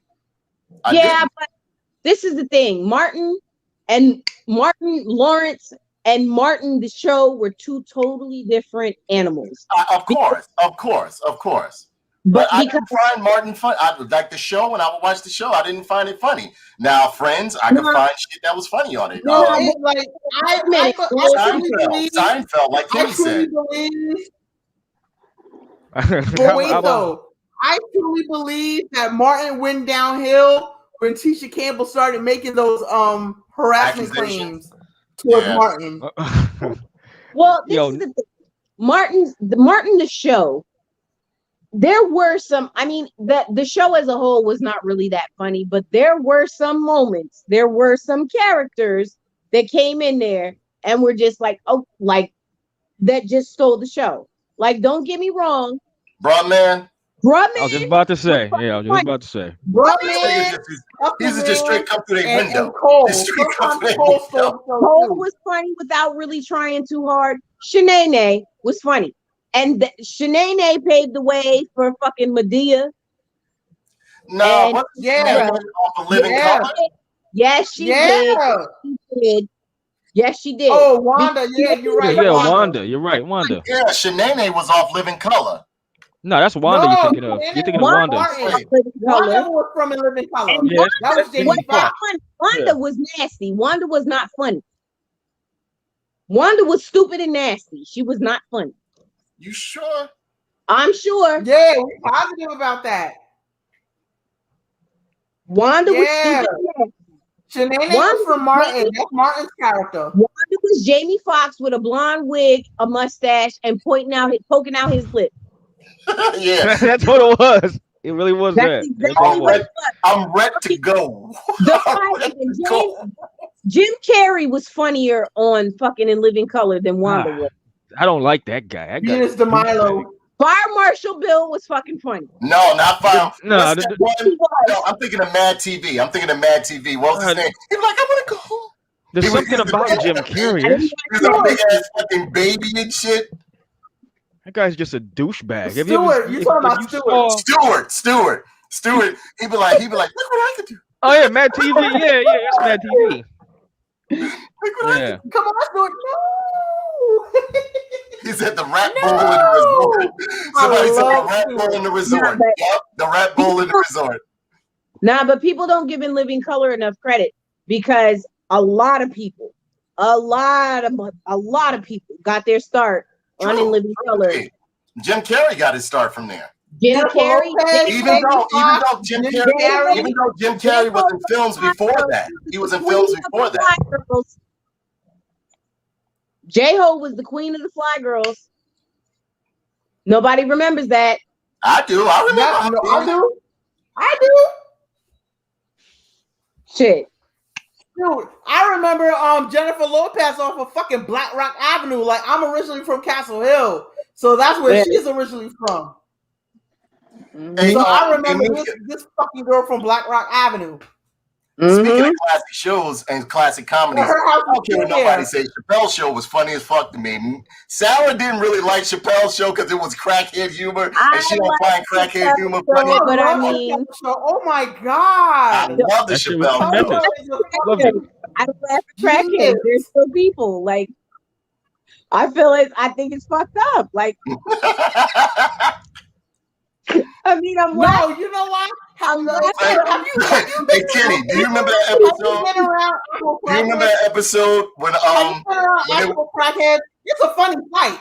That's what I'm saying. Crackheads are fun. Crackheads all the time. I deal with crackheads all the time. Like, she never found that shit funny. Okay. I bought plenty of goods from crackheads. Tools. Yeah. Danae and his I was around crackheads since my youth. A crackhead sold my brother a tremendous lowrider bike off. Oh man, if you know the right crackheads, you literally can rebuild your house for like pennies on the dollar. You know what I'm saying? That shit for pennies on the dollar, bro. No bullshit. Dad. Yeah, you laughing the whole time, right? So check it out, right? Remember the episode on the Chappelle Show when they was interviewing Star Wars characters that had gotten molested. They had the Darth Vader. Oh wow! They had the Darth Vader action figure. They said, "So where did you touch?" He said like this. He said, "That's not fair." He started breathing sadly. He was crying. Yeah. He was like this. He said it like this. He was like. It was so good. Yeah. Look. Check it out. they said they showed Yoda getting high. He was like, down do you get? Like, like down do you get? He tried to slide the coke. He tried to slide the cocaine to my bed. Who was he with? Wasn't he with Qui-Gon Jinn? I think it was. And he said, good shit. He said, down do you get? He tried to slide the cocaine to him. Oh man, Chappelle Show was an absolute masterpiece. One of my favorites, man, was the one where he was like it's a wonderful world, but stopping a bitch from getting a breast reduction. Oh yeah, fucking phenomenal. Yeah. Okay, so I have a question. So since we're talking about classic shows, how do you feel about an all-black version of the Golden Girls? Why? No, because they're doing it. I know they are, but why?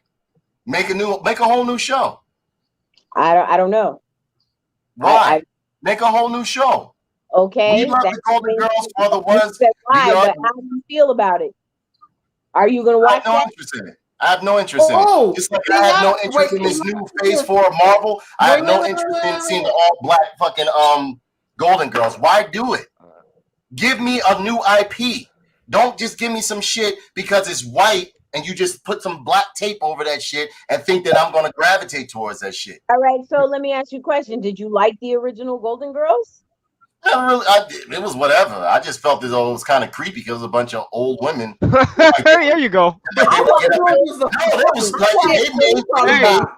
made innuendos that they were constantly having sex. I'm telling you, I used to be like, Blanche was constantly having sex. Everybody else was trying to live their life. Blanche was having sex. All the innuendos that they was fucking, bro. They did touch up some bases, like going like through with old people and shit. Yeah, I was like, damn. I was a kid at the time. I don't want to hear about old people fucking. Yeah. I was a kid at the time. I was like, Sophia was my favorite character. Like, ew, Granny over there fucking. Sophia was my favorite character. She slapped a motherfucker in a minute. Her old ass would slap a motherfucker in a minute. I remember she left their ass in jail. She told them they were streetwalkers. I remember that she fucking cooked them a 15-course meal and then damn near had a heart attack when she ate it. I remember, like, the Golden Girls was a good show. Mm-hmm. I don't think that they could recreate it with black people with the same ambiance. Because they're going to Sambo it up. Oh, you know, girl. And it's going to be a whole bunch of that shit. It's not going to be a good show. Yeah. You think they're going to overly remix the theme song? You know, they're going to sass it up, make it, add a little, they got to make it a little bit hood so that the black people or the black community will grab towards. What you want to bet they throw a trap beat behind the intro, though? Come out. Oh, of course it's going to be a rap. It's going to have some bass to it, like. Kenyatta said. I'm like, come on, man. Danae, can I speak, please? Absolutely. I was reading Kenyatta White's joint, and he was talking about J-Lo was in like the Fly Girls, and Jim Carrey was also in Once Bitten Before in Living Color. Yeah, but I have a question for Kenyatta, since he's putting up all this information. What movie that Jim Carrey and Damian Wayans starred in together? Not starred in, but they was in together. What movie was they in together? I want your answer, Kenyatta. Let's move on, shall we? Classic shows. I love Married with Children. I love Married with Children too. Married with Children they go come out into today's society. They're gonna do an all Dominican Republic Married with Children. But can I just say Dominican Republic Married with Children? Can I just say this one thing about the Golden Girls? Yeah. Okay, so it's not just about the cast. Doing an all-black cast or whatever, that's going to ruin the show regardless, but that's neither here nor there. Some things just don't need to be touched. No, but this is the thing. What they fail to realize about some of these shows, especially a show like that, is that it was what it was for the time that it was portrayed. Right, I agree. There is nothing pertinent about a story like that in this particular time frame. So just redoing it to make it a black cast, but trying to do it for what it was in the 80s doesn't make sense. Right. You know what I mean? It made sense. That cast made sense for the time that they created it. And then on top of that, you also have to realize something. The Golden Girls was made from the same people who made Benson. Who made Benson? Benson used to be my shit. Yeah. Anybody know where Benson came from? I can tell you what show Benson came from. Wait, was it Designing Women? No, am I right? Soap. He used to be the butler on Soap. Yes. Oh, Benson came from Soap. Yes. Yeah, he was a butler on Soap. And then they actually tied it into the story too, because in some of the episodes he would mention characters from when he was once a butler, and that he became a mayor, or whatever the case may be. So my point is, at the end of the day, you can't get good story writing like that anymore. No, you can't. You really can't, because there's no imagination. A remake would be trash. But there's no imagination. I would say a reboot. And that's the thing. They think that they can remake these shows that were popular then instead of trying to tell a new story. Yeah, they creativity. They're trying to capture lightning in a bottle twice, and it's not going to happen. You know? Hold up. Time out. Kenyatta, you are right. 10 gold stars for you. You got the answer right. Once we get some money going in this show, we're going to start handing out gifts to some of you guys and stuff like that. Because Mika be having some complex questions and stuff, and we're gonna give you a time limit so you can't like Google it. Give you time to go to Wikipedia. You got 10 seconds. You got 2 seconds. They'd be like, whoa, whoa, whoa, whoa. Yeah, but yeah. So we're gonna let you guys go possibly for the night. Anything else you guys want to add for the night? We were going to cover some action figures, but it's not really that much that came out. I mean, did you get anything new, Kenny? I think you got some. Yeah, just my Acid Rain pre-orders. You got any pictures or anything, or none right now? They're on the constituents page. You got open pictures. All right, cool. You know what? Let me see. I don't want to see like stuff be popping up on my Facebook page, and y'all motherfuckers be like, "What the fuck?" You know what I'm saying? I remember I tried to show my Facebook page one time. Motherfuckers saw that shit and all sorts of came up. I was laughing to myself because as we're talking about old shows, I think I told Danae and Mika this earlier, but I like to lie to bitches all the time and say I used to be on such and such obscure 90s UPN sitcom to get inside their asses. Like, oh yeah, I did I was on 2 seasons of Shasta McNasty. Just sliding bitches. Shasta McNasty. Oh no, I was actually on Homeboys in Outer Space. What? No, I like the bitches just so I can get inside of them. Jesus. Wow. So what is that? That looked like the Akira body too. It is. It comes with a bunch of stickers. I just didn't put the stickers on them. Cool. That's supposed to be an Akira homage from Acid Rain. It's called Capybara. Even the gun. Look at the gun. Yeah, remember same gun. The gun he killed Tetsuo with? Yeah. He shot at Tetsuo. I like this design on this. I'm doing a custom on him. He has a different head. I gotta paint the head, but that's gonna be something else when I'm done. Cool. So Kenny, wait, are those your personal pictures? Those are pictures you took? Yeah, those are mine. Those are great pictures. Those are really incredible. It's probably the fancy phone. What did you shoot them with? It's my phone, just an S21. Oh wow. Yeah, decent camera. The only thing I don't like about the phone is there's no headphone jack at all. We're Samsung people over here too. Yeah, but Samsung, they're making it a little difficult, but their phones are incredible. But I always had a Samsung for sure. Pictures. Yeah, Samsungs are amazing. The cameras are really well. They take really good. Yes, they are. Too. Yes, they are. I must say, those are really incredible pictures. Uncle Nerd takes some really great pictures as well. You guys your skills with the photography are I gotta give you a thumbs up here. Thank you. I'm hoping that nothing. Yeah. And this right here, what's this? Berserk manga creator. Very sad.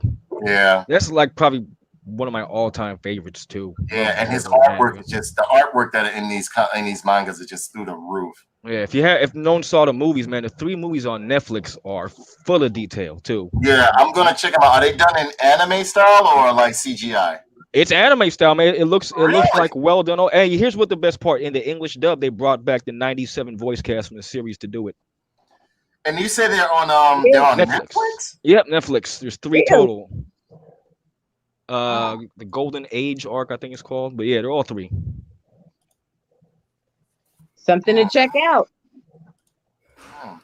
Just as graphic as the manga too, because the manga gets really graphic with violence and gore and rape and everything. Yes, it does. Really mature themes. I think the main character fucking gets molested, and they talk about that shit too.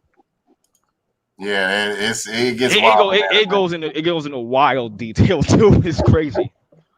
But see, that's what I was saying. Like when you Hey, tell Kenny, we got one of the fans here that said, Ashley, did you scratch build those?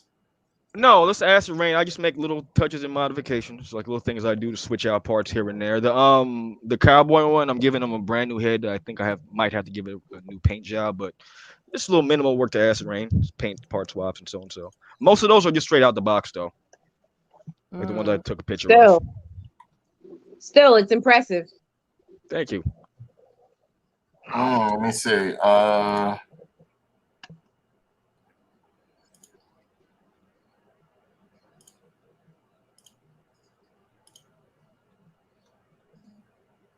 Got some more over here.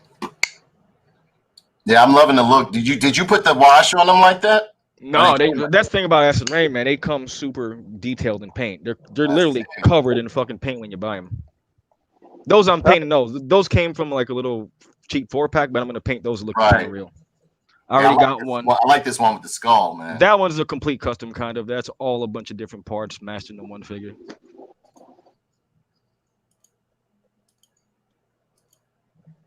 This one I like too. Yeah, that's a good one. That was you got some soft goods on there too, I see. I didn't know that before. It came with it. Mika always giving us the love right here. Yeah, I'm always giving the little stormtroopers.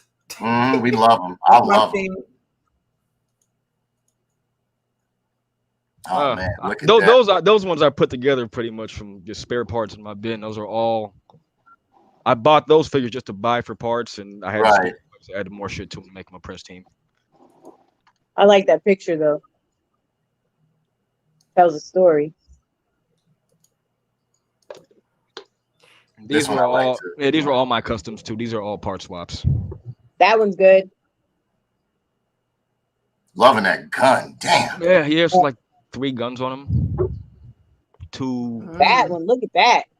2 rifles. You know what I like about Acid Rain? I don't know if they have any books out with them. You just pretty much make up your own. They don't. They have basic layouts for the characters, but pretty much you just buy the figures. They're just toys for toys' sake. Right. I think that's the beauty of it too. Yeah, just to have toys for toys' sake without any much fuss. I like this short neck right here. This short neck. Yeah. Almost like a one of them. What you call from Pat Labor, like a labor. Yeah. Yeah, these are nice selection there. Yeah, that was just a combination of 3 separate figures I swapped parts on to make them look unique. That's my favorite one though, with the skull. Yeah, this squad looks nice right here. Yeah, that looks really good. Oh, look at that. Yeah, custom head on that one. Yeah, but like from the picture, it looks like it's just glowing. Oh yeah, the little chest piece. Yeah, actually, the whole thing lights up. Wait, those are pants he has on, right? Yeah, that's Mezco. Yeah. Mezco does the best, I think, when they mix the hard goods with the soft goods. Yeah. They have like hard armor on top of it, like the soft cloth. This is my man right here. That was really powerful read. That was like a 42%. I think that one was called Forbidden Skittles. That strain right there. Whoa, oh my God. What's it called? That fucked me up. Forbidden Skittles. Damn. Forbidden Skittles. Yeah. Wow. And I'll tell you this: it smells and it tastes like candy. It doesn't taste like weed at all. When you smoke it, when you smell it, it's like candy. It's amazing. Oh, that's amazing. Oh, this is what's the name right here. Bludgeon. Yeah, Bludgeon. And again, ladies and gentlemen, if you would like to join this private group, you have to answer a few questions or get through the qualifications. But we deal in this group right here is a private group where we basically showcase our action figures and showcase new action figures coming out. Also, check out Tough Nerd Toys. We also put up, editorials or like current news and everything. We're everything entertainment on Tough Nerd Toys. But you're going to see a lot of like movie news and action figure reviews. But in here, in this special room right here, send a message, send a request, and I can see if I can get you in there. Okay. That's a third party bludgeon. Oh yeah, the third party is the way to go, man. That is beautiful. It turns into a spider mech too. That's why I liked it. Mm-hmm. That is beautiful. Look at that. I love that crest on his head.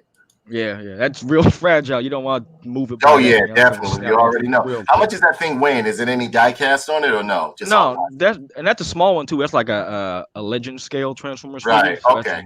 That's one of the really small ones. It's just really detailed and articulated for what you get. And they covered the thing in paint, which I don't have to ask for. This is cool right here. I like how you did this. Yeah. They kind of match. You got that Appleseed helmet on, kind of like. That's what I like about Acid Rain too, man. Everybody comes with a helmet or some kind of mask type setup. Yeah. I like that one. Yeah, with the shovel, right? Yeah. Mm-hmm. That looks nice.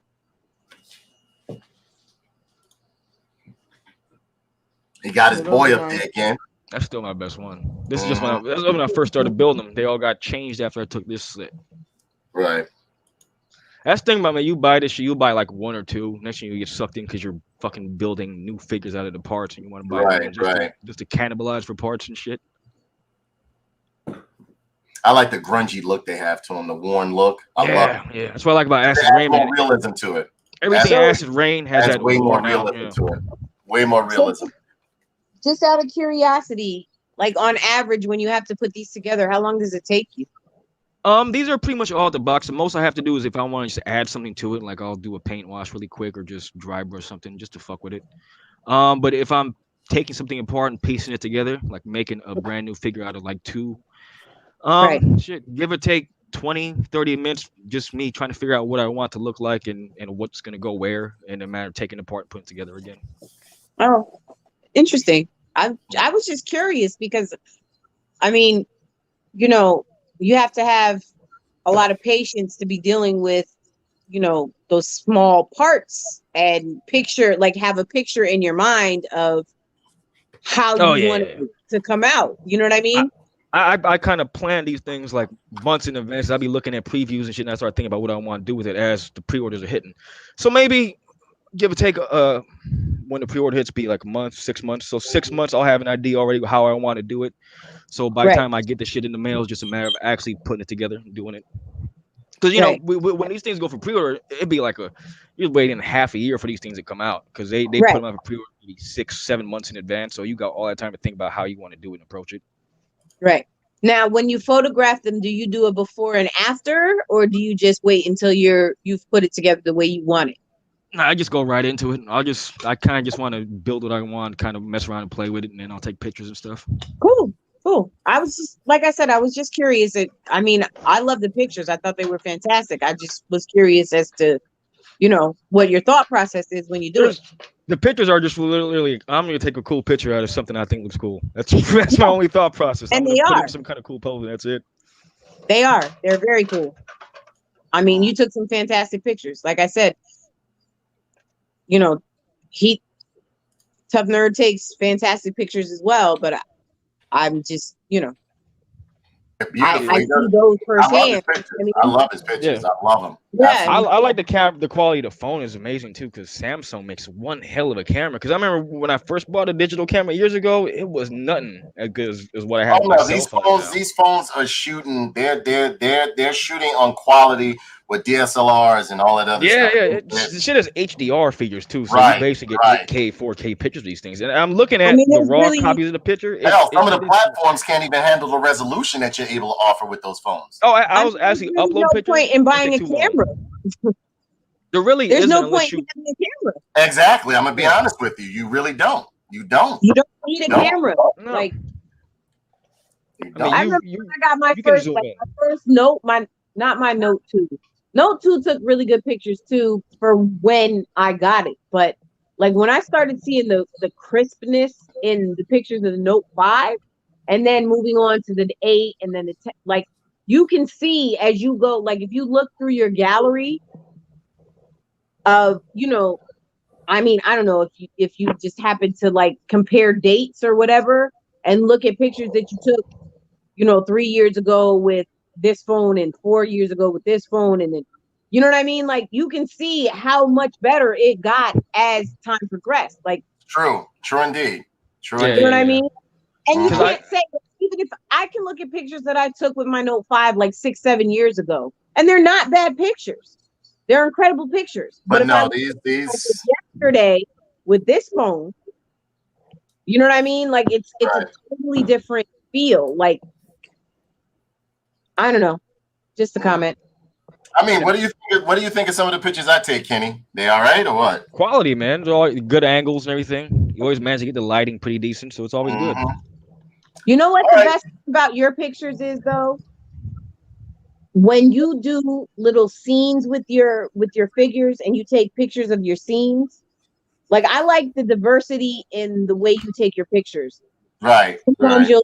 you'll find a different scene, you'll create a scenario for the pictures, which makes it like it tells a story. Right. Right. The That's and a storytelling, lot of that right? comes from comic book reading. A lot of that comes from comic book reading. Like if you look at Kenny's pictures and stuff like that, You can, like but you, that gang photo. That's yeah, like a lot of like Yeah, anime scenes show a lot of gang photos like that. yeah. I'm almost copying panels, and I like subconsciously copying panels I saw before for sure. Right. Sure. Right. Right.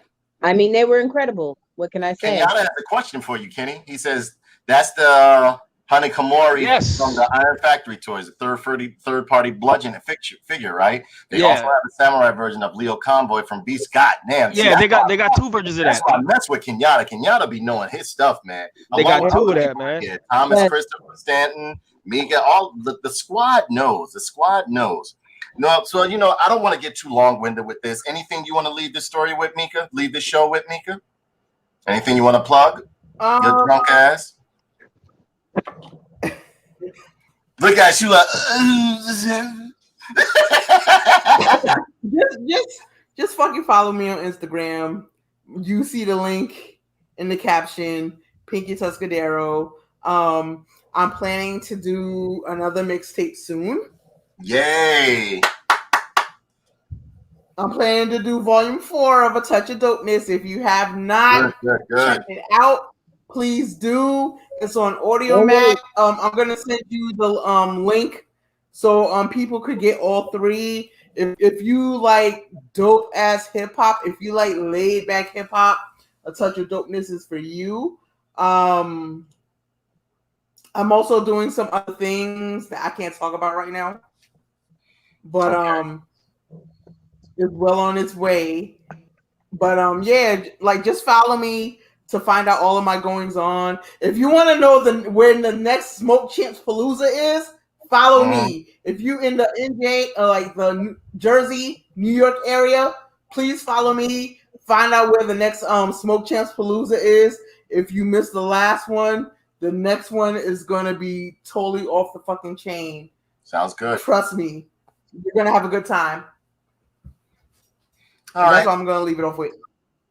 Kenny, anything you want to leave the show with? Where can they find you at? Yeah, sure. King_patriarch. That's where I put pictures of action figures, weapons of all sorts, weed, and busted gloves with holes in the fingers. Also, my buddy actually brought me out of retirement for art, so I'm actually collaborating and doing some work for my buddy over at Good. Very good. good. morbidnature.blogspot.com is his site. You can check out his books that he's coming up with and some merch. I'm just helping him with a few things. That's not my page. It's all his art. So go over there, check out his art. Lots of cool shit from animals, skeletons, skulls, all sorts of cool shit like that. Also, I do have an OnlyFans that ain't used, but when we do have our little show there, I'll be using that to fucking put gameplay and other shit I do, so I can use that to do something. But for then, it's just kind of dead. That's it. I think it's OnlyFans count Kenny or OnlyFans scumbag. It's one of them damn things. It's either Well, what I'm gonna scumbag do- Kenny or count Kenny. what I'm going to do is get the links from everybody here, and then I'm going to list them down in these videos later on, so that people can like really get in contact with you guys, see the content that you guys can bring, so on and so forth. Sarah Thomas, Super Nintendo Sarah. Anything I can anything you want to plug? Well, I have to say, I know my allergies are fucking me up. I know y'all see me scratching my face and stuff like that. No, I'm not important like the rest of you special people. No, you're important. Everybody's important over here. Yeah, anybody HQ is important. Okay, well, I just want to say I appreciate you guys, inviting me and letting me join. Count Kenny, your pictures were amazing. Yes, they were. Mistress Mika, always a pleasure. Can't wait to hear anything new. So excited. Mr. TNT, Uncle Beetle, Uncle Nerd, all your aliases, whatever the case may be. I'm excited to see all the new things you have in the future. Ms.Mika, I might go buy that from now on. I like Mistress Mika. I might go buy that from now on.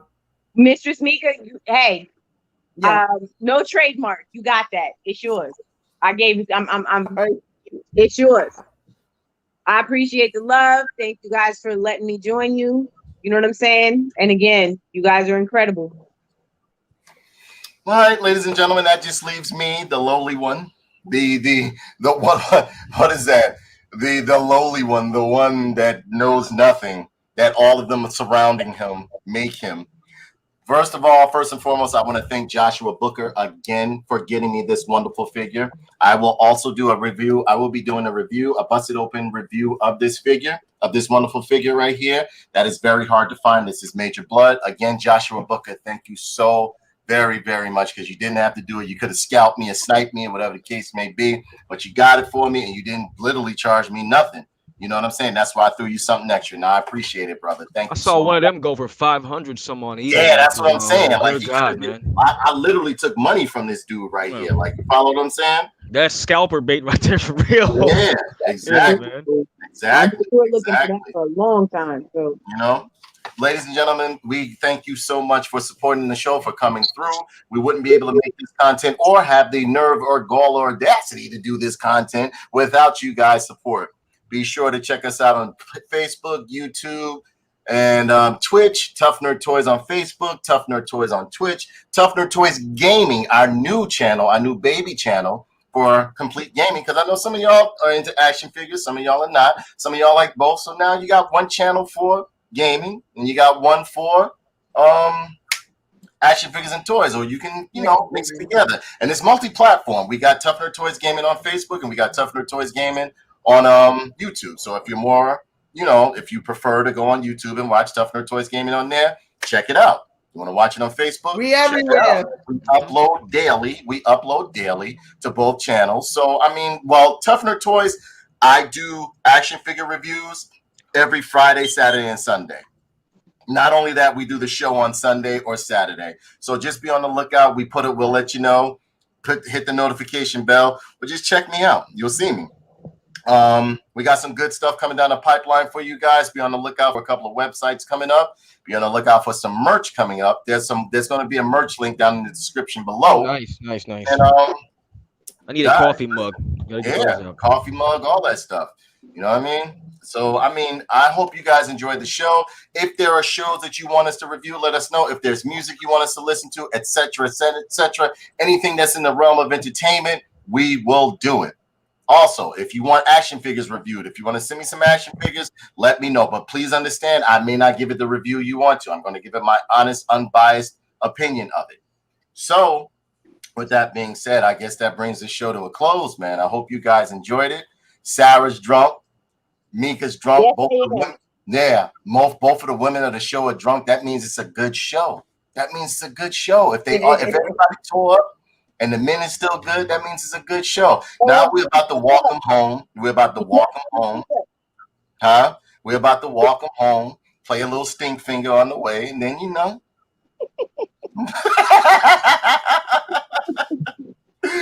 But we love you guys, man. I hope you guys enjoyed the show. And again, be sure to check out Ibrahim Khalif's album, new comedy album called Placebo. And again, Joshua Booker, thank you very much. Thank you very much, Kenny. Thank you very much, Sarah. Thank you very much, Mika. You wonderful creatures, you. I love you guys. Take care, and we will see you next week. Love you. Bye, thank you.